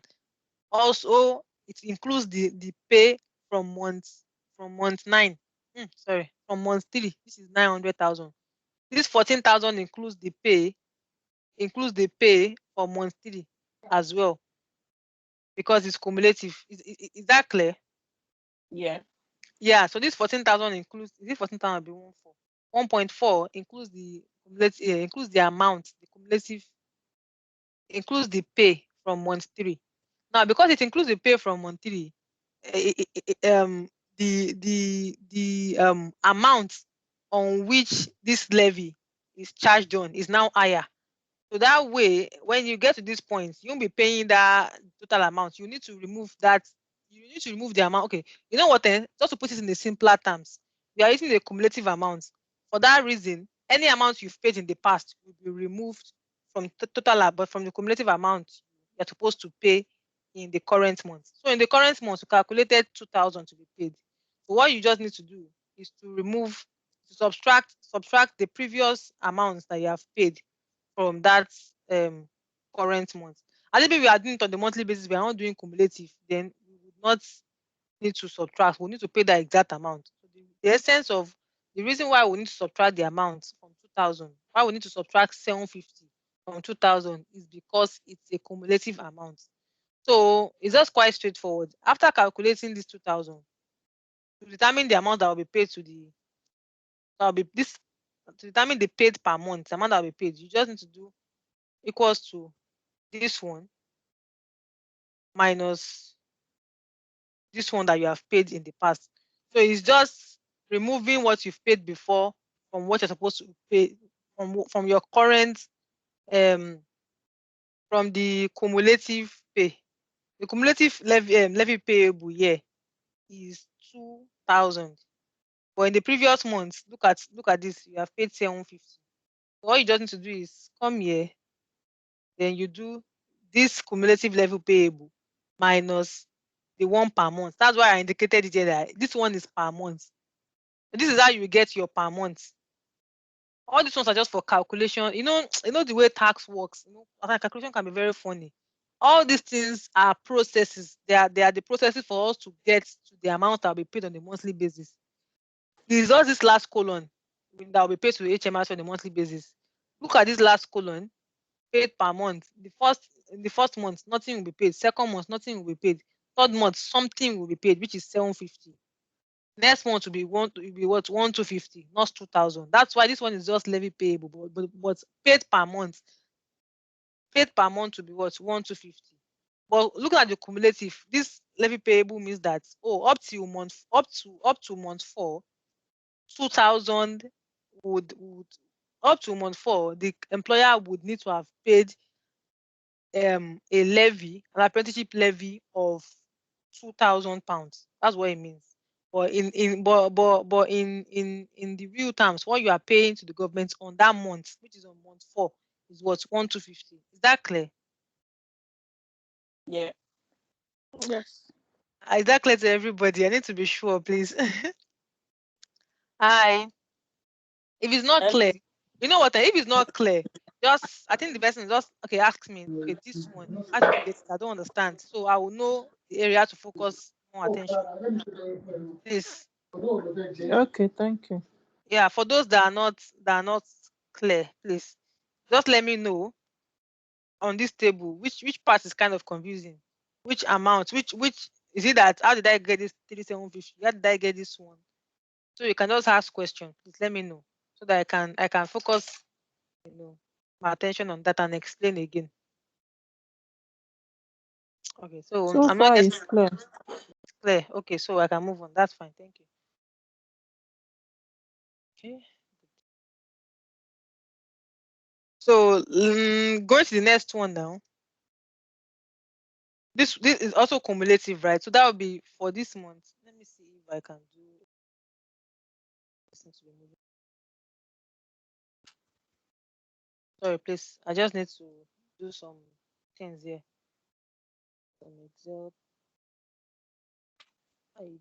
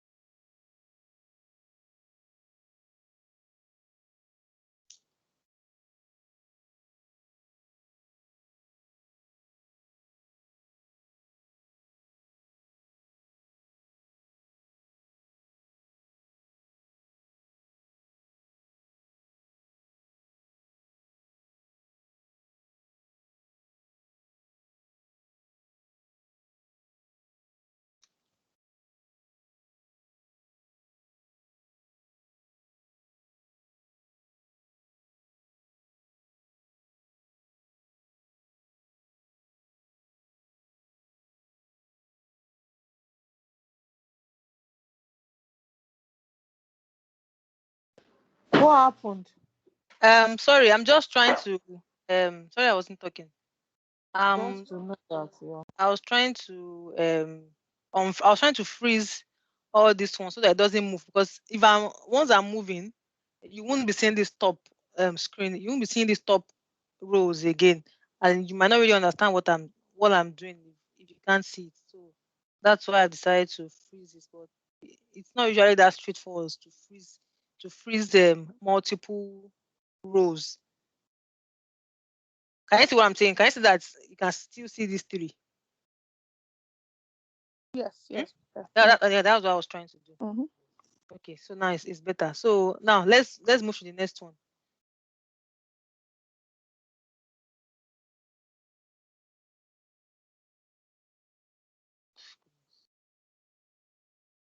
Okay, that will be equals to the cumulative in month 4 plus plus the pay bill in month 5, right? Then to get Yes. the levy sum, that will be equals to what 0.05% multiplied by the cumulative pay, which is this. So we have 8,000 as the levy sum. But remember, we have the annual allowance. And this is month 5. So what will be the levy allowance for month 5? The cumulative levy allowance for month 5.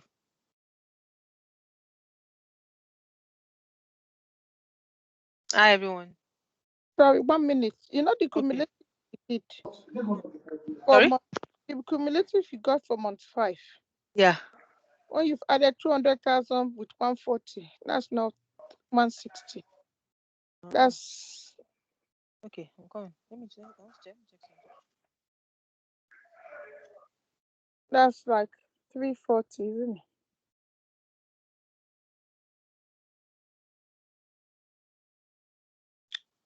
God, my screen is something. Okay.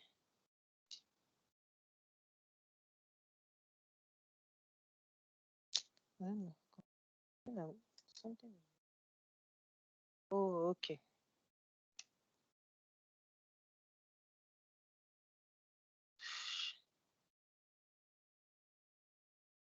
That's one thing with Excel at times. Okay.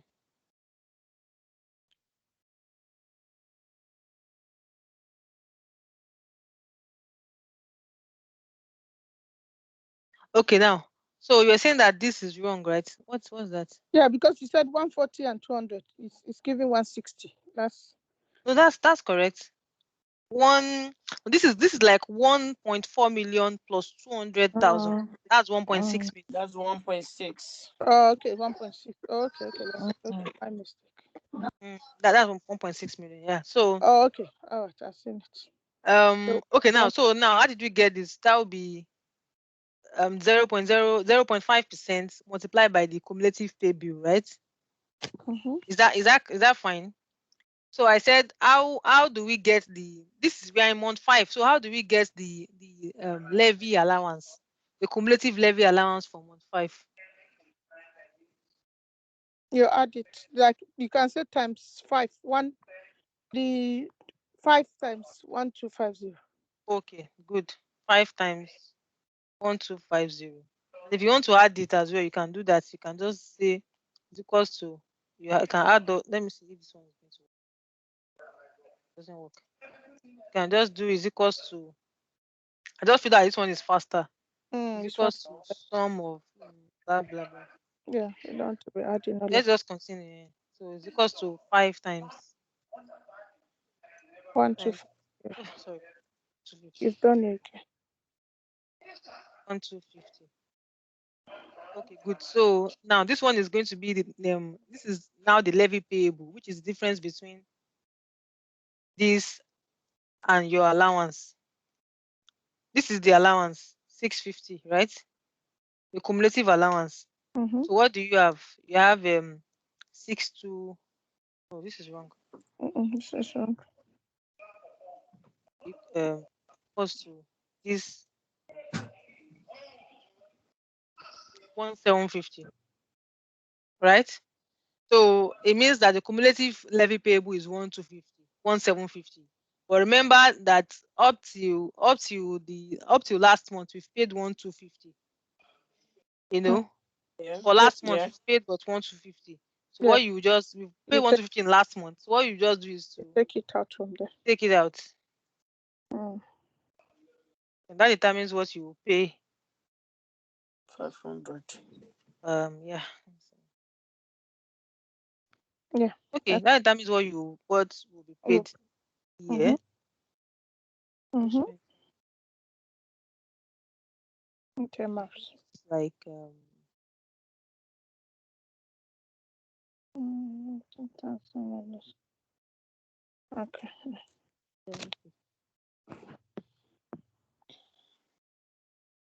200 minus 750. Let me refer back to the words to be sure also on the right track.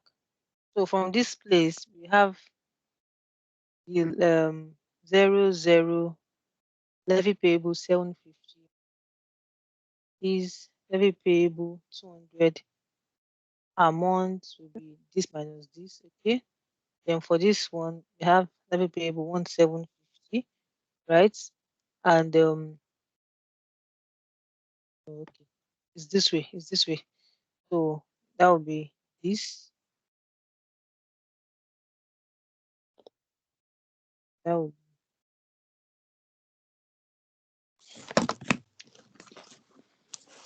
continuously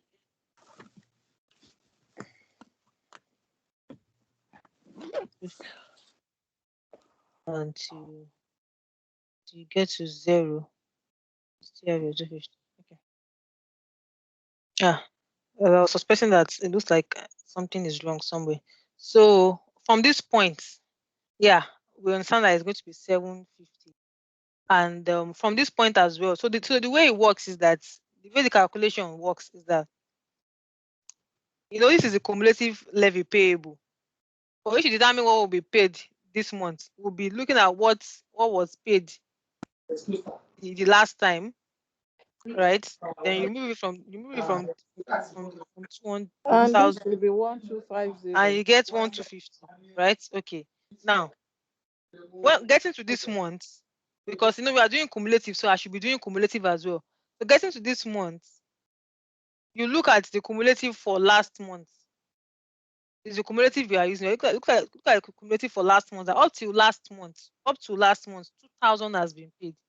For instance, if this 1,750, assuming we do the calculation and it's like 3,000 now, let's say 3,000. Let's assume that this 750 is 3,000, for instance.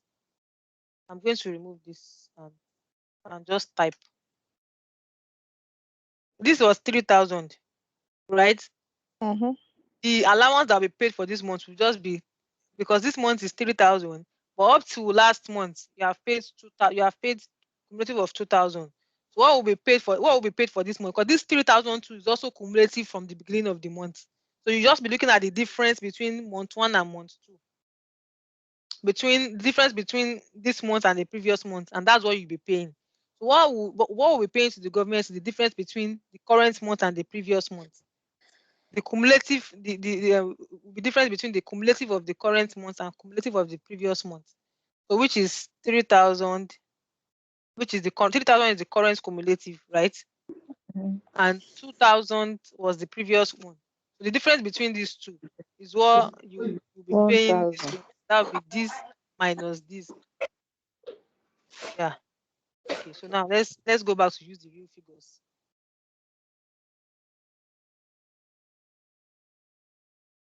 The essence of the cumulative is just to ensure that no one is paying like maybe below or above tax, and is to ensure that everybody is being treated fairly. You understand? Both the Yes. employer, both the employer and the government, they are on, they are both, they are fair to each other, and no one is losing out. So so going back here, I'm going to change this thing. The way it should work is that this one will be equal to what was the cumulative for this month minus the cumulative of last month, and pay the difference.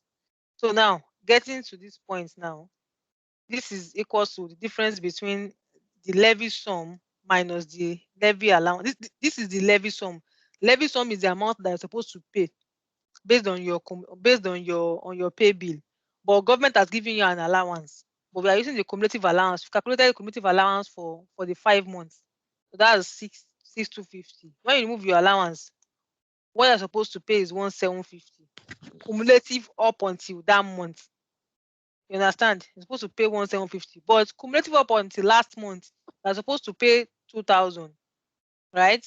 But to determine what you're paying for that month, remove the previous month from the current month. Now, this is the cumulative pay in the current month. To determine what you need to pay in this month, you just do the cumulative for this month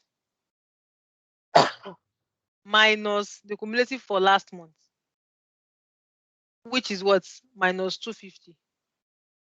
So You can know, someone tell me? sorry, I Sorry? was going to say that a good idea would be, the way you've done the formula up on the level pay and that, it would be good, the pay per month, to put that formula up there as well. Okay, yeah. Thank you. So that if we are doing revision, we can remind ourselves, oh, that's how you got. That's Yeah, different. thank So cumulative of the previous month minus, or the current month minus the previous month.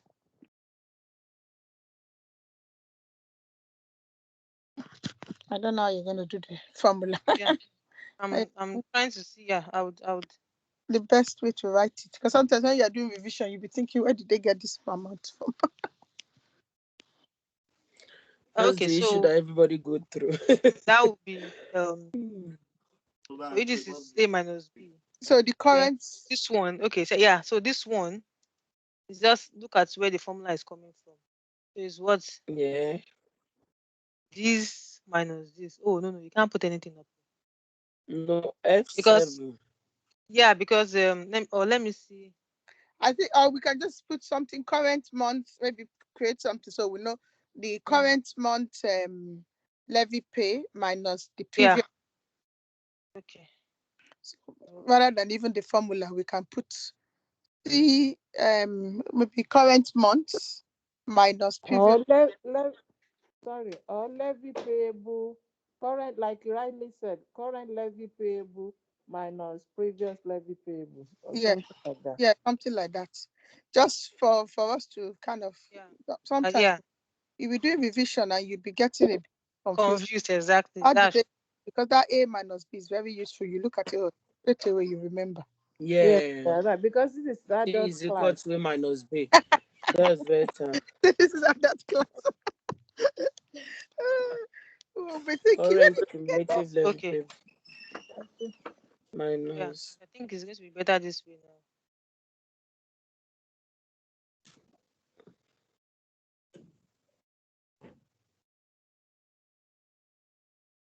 Thanks for that idea, really. Hmm. Because we understand it now. Say yes, yes, and then when we're doing revision later on, we'll be like, how did they get this one? Yeah. We'll So forget. I'm going to table, arrange all these lines. I'll rearrange later before sending it. So It's fine. It's fine. it's like I've done something. Okay. That makes sense. Just want to.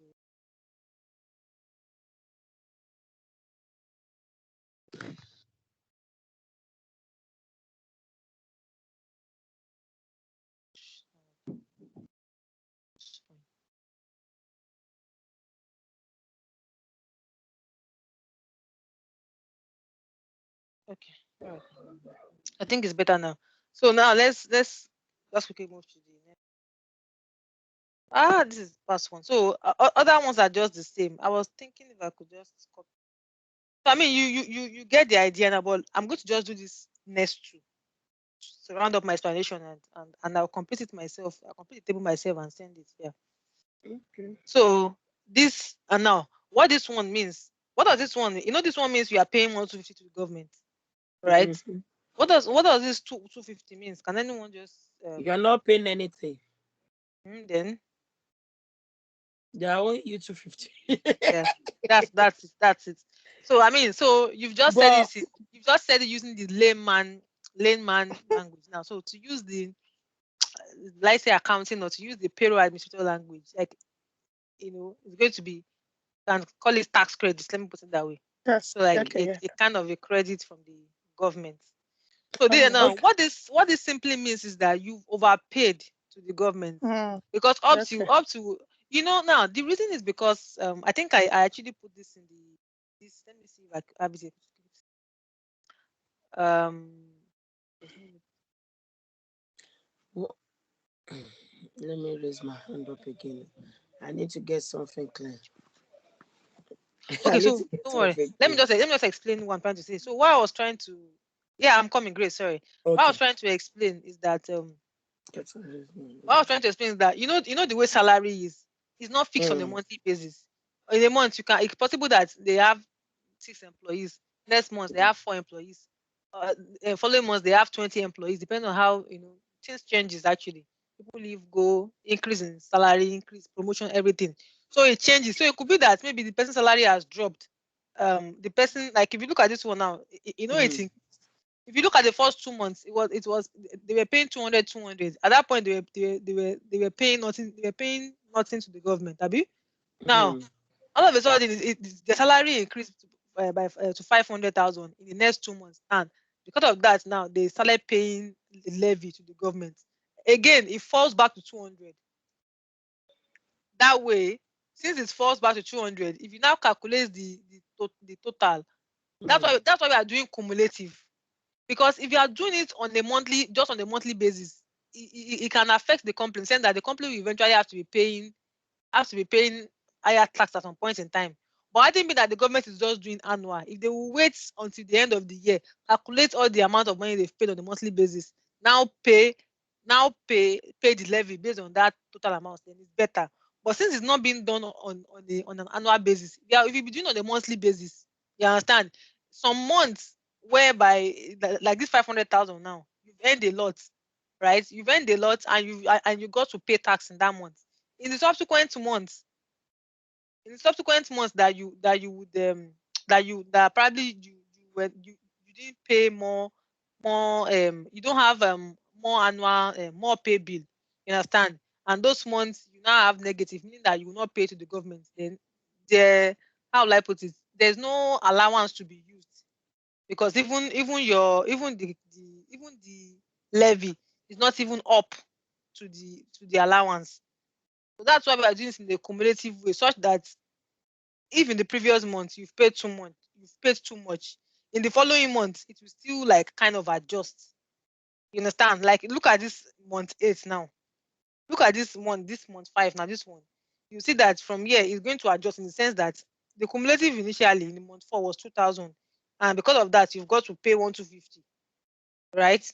But now your salary has fallen. Anything could have happened. It could be due to the fact that maybe the company is not making enough money. You had to probably lay off your workers. You have to do, you understand? Because normally no company will ever pay their salary, will ever pray or will ever hope that they should start paying less salaries. Everybody wants to, because the more your salary, the more your employee, then the more the bigger your business. It means you have a big business, like, and the business is growing. So that's why here it's going to adjust. And when it adjusts here, you get the credits. Government can see that, okay, this month, up to this point, the status up till month 5 should be that what you would have paid so far, based on the cumulative, after adding all the monthly pay from month 1 till month 5, if you have to apply the levy rate on it and the levy allowance, what you should have paid to government is 1,750, right? But in the previous months, we have paid what? 2,000. This is trying to control the amount you're supposed to pay to the government. Previous month you have paid 2,000, but cumulative up to the current month is supposed to be 1,750. So you need to fall back to that. You need to ensure that your status at that point should be 1,750. So that 250 will be refunded as a credit. So how do we get this 250? Just by using the formula. It's just saying that this one minus this one, because at that point you're supposed to have paid 1,750 and not 200. It means in the previous month you've paid too much.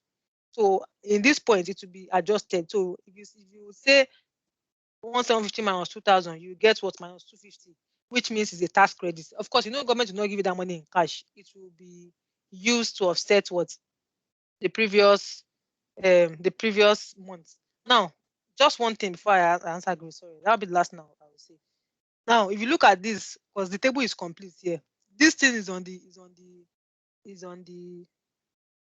material I've uploaded online on the LearnFlow platform.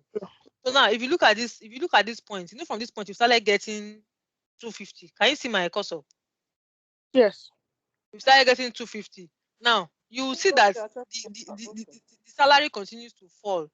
Initially we had 500. That was why he was paying this. Now the salary didn't increase. It continues to definitely means that you see that what you'll be getting is negative, meaning that there is no amount to be paid to government.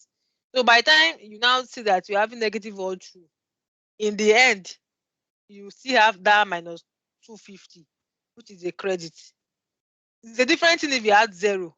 Zero means that you have not, here now, 1,000 minus 1,250. I would not put minus 250 here because you have not paid anything and government is not owing you anything. So just put zero.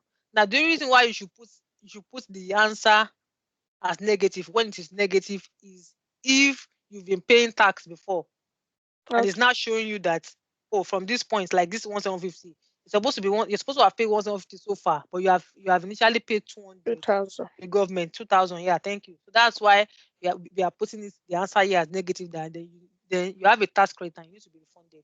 So you need to know the difference between this zero and this negative. For this one up here, you will not put it. 1,000 minus 1,250 is minus 250, but you won't be putting it there. Is that clear? Yes. Because you haven't paid any money to the Then government, so Paid you are not anything owing towards them, they are not government. owing. But because of okay, that's fine. So Mm. now, what I wanted to explain is that if you look at this example now, for this person, up till March, up to the 12 months, there is no positive. It was negative all through. So the cumulative in the end is now 250. So in the end, the government is owing what? Is owing 250. Is owing the company 250. Now, another thing again is that in situation whereby the company is unable to use this tax credit on this same apprenticeship, what's it called? On this same maybe platform or the apprenticeship levy, then it can be used to offset the payee. Company would have payee. company always need to remit the payee to the government. So these tax credits can be used to offset the payee. That's why at times you see on the payroll there is maybe when we get to that point. I don't know that now. So, but the point I'm trying to make is that if this up to the last month in the year, um if the company was unable to use this amount to offset anything because it kept on having credit, it didn't have a situation whereby it needed to pay the government. So there's no debit amounts to offset this 250 with. I don't know if my point is clear. Like for instance, if after getting this 250 in month 5, in this next month we got like let's say 500 plus, like not negative 500. You understand? Then instead of him paying the 500, we'll be paying was 250 because you need to net this 250 against that 500. But yeah, he continued to have that tax credit until the end. In a situation whereby he's unable to use that 250. You understand? Maybe it could be that maybe the company even because for the salary to have dropped, definitely something must have happened. It could be that something has happened, maybe the company is running down. So in the end, right, they can use it. Now, why I'm saying this is because of course, for a company that's already having tax credits, it means that they are not going to be paying any apprenticeship levy. Maybe the salary continues to be 200, right? The employer has reduced and their employer has gone down, and they are just paying what 200 per month, annual monthly pay bill of 200, and they would and they've seen that into the foreseeable future they are likely not to pay any apprenticeship levy, so they can use this tax credit against their to offset their pay. Okay, so that's it. I agree. Actually, what I wanted to ask you, one way or the other, you've answered me, because I Oh, was thinking that initially we in the something we got minus 250, then minus 750. So I was thinking that government are owing me, but you already said it that because I've not made any payment towards government, so they are not owing me. oh, There was month 1 and month Right. 2. April yes. and May, there is minus 250 and minus 500. So I was thinking that that's tax credit they're owing me. But because it said I've not made payment to them, so you've Okay, already answered. answer this. Okay, Yeah. all right. That's Thank you good. very much. Yeah. Does anyone have any other question? No, nothing for me. Uh Oh, okay. Olufumlayo, is it okay. also clear?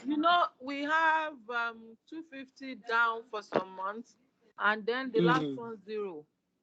Does that Okay, mean along let the me go back line to the we've word. used it? Should I go back to the word, Abby? This one, right? Yeah. Okay. Okay, So Mm. you see, where we have 250 up to the second to the last, okay. does that mean Mm. we have used up the 250 for us to have 0 at the end of it? Okay, do you mean this 0? Yeah, because we have Yeah. 250 credit, tax credits, Mm, and then we have 0 at at the last line or column. Does that mean we have used up the 250? no, no, no, no, no. That's not what it means actually. I think what it means, this 0, this 0 is still this 0. So what this 0 is saying is that you're not paying Anything um to the how government. would I put it? Yeah, you're not going to at the total that you'll be paying, at the end of the year, you're not owing the government. Let me put it that way. You're not paying anything to the government. Mm. You're only just expecting from the government. You can just ignore this 0. Yeah. Because But your You're only account just government did is not still owing me, continue. sir. sorry. But government is owing me. Yeah. So yeah, yeah, that is it. Yeah, that is this Yeah. 250. It's, Yeah, Okay. That's 250. that Yeah. government is oh, I have owing you. Yeah, credit. Okay. they have a tax credit exactly. Uh-huh. They have a tax we credit. all have tax credit. We all have 250 coming to Yeah, us. hey, so we all Honestly, have accountant line. 250 credit, and we are not owing the government. That's what it means. So you would let me see if I so Make even Yeah. though the pay bill Refund of the does amount not over exceed payment in agreement. Yeah. now, can you see just to round up? Initially when Mm. I explained that for the annual, that for someone that's earning 3 million up to 3 million, the person will Mm. still not pay the tax because the person will still not pay the apprenticeship levy because Yeah. there is Mm. the tax allowance of 15,000, and by the 50,000. Thousand. time Yeah. you do 15,000 and 15,000, that is 0. So, but Yeah. because of you would not know what a complete annual pay bill will be until the Mm. end of the year. So now, what is what the statement is trying to say is that even though the pay bill does not exist 3 million for the year, there is no levy due overall. The employer must still make payments of the levy in months 3 and 4. That is looking at total of all this one from the pay bill total. The cumulative is 3 million. You understand? Even though we know that in the end, based on this table, that it's not supposed to pay any levy, but because of we are doing it on a monthly basis, for the ones that we calculated that is going to pay, which is month 3 and 4, it will still have to pay those amounts. It is now subsequently that if there's now credit, then we can now start offsetting. Do you understand? So irrespective of what the annual is, you still need to. But of course, this one is just theory. Of course, in the real world, you definitely not. You'll be doing it on a monthly basis. You won't know what the annual is until the annual year end. So Yeah. but that's just for information purpose actually. Mm. So in the next class will be you know what I'd actually thought I was going to finish this thing in my mind. That's what I thought. So I was thinking, oh, we'll even do quiz. It's just really funny, and that's the way all these things are. At times it just takes time. It's just a matter of. So actually, this apprenticeship one is the one that is not kind of that straightforward. Done. The student loan, those ones do more calculation. You just have to read it up because they are not something that if I explain this in class, you might be confused. But I have already put the percentage, the threshold, and everything. And usually these ones they are not done manually. The system that will generate everything just to have an understanding. So I wouldn't go too much on this. So I believe in the next class we should finish this on time. She finished it so that we can next class we have to do quiz because we need to do a support. We need to do class activity. We haven't done it for a while. So just against next class, read the material that I've uploaded. It's really important. We'll be doing quiz, right? It's going to be very interesting. You really enjoy it. Just look forward to the next class and make sure you attend the next class. And note that I would need to record. I would need to give my feedback on any class activity we had that we do. I need to give my the feedback on each of the students on learn flow. So please let's prepare. Let's just try and go through the materials, right? Before we start the quiz, I would try and play a video for us that will kind of maybe would I say summarize or kind of remind us of what we've done so far. No, at least some bits that we've done so far. And when we watch that video, kind of still remember but it's important for us to still read. Yeah, please let's read. Now, do Okay. you have any other question? No. Yeah, so let's try and also like fill in our journal. Very important. Sorry, I'm ending the class list because we started late. I'm sincerely sorry. It's Please. it's all right. Okay. So with see in the next class, and we'll continue to chat on WhatsApp. So if there's Yes. anything, you can chat me up. I would help you out with it. Yeah. So I hope at this point, I hope no one is having issue with anything. I think I've uploaded the videos again, so you should be seeing them now. Okay. Tried logging in here, you should be seeing them now. Okay, all right. Oh, Thank you so much. thank you so much. Thank you. Yeah. Thank you, Thank everyone. you. Have Have a a nice good week. week. All Have a right. weekend, everyone. All right. Now, Yeah. Bye. Thank you. Bye-bye. take care of Bye, yourself. everybody. See you next week. Yeah. Keep Bye. safe, Kafayat. I hope you feel better. Yes. Yes. Thank you. Thank you so much. All right. Bye. Thank Bye. you. Bye bye, Yeah. everyone. Bye, Temi Temi. Bye. Bye. Bye, love from love. Bye, Grace. Yeah. Bye, Kafaya. Thank you. Okay. Bye.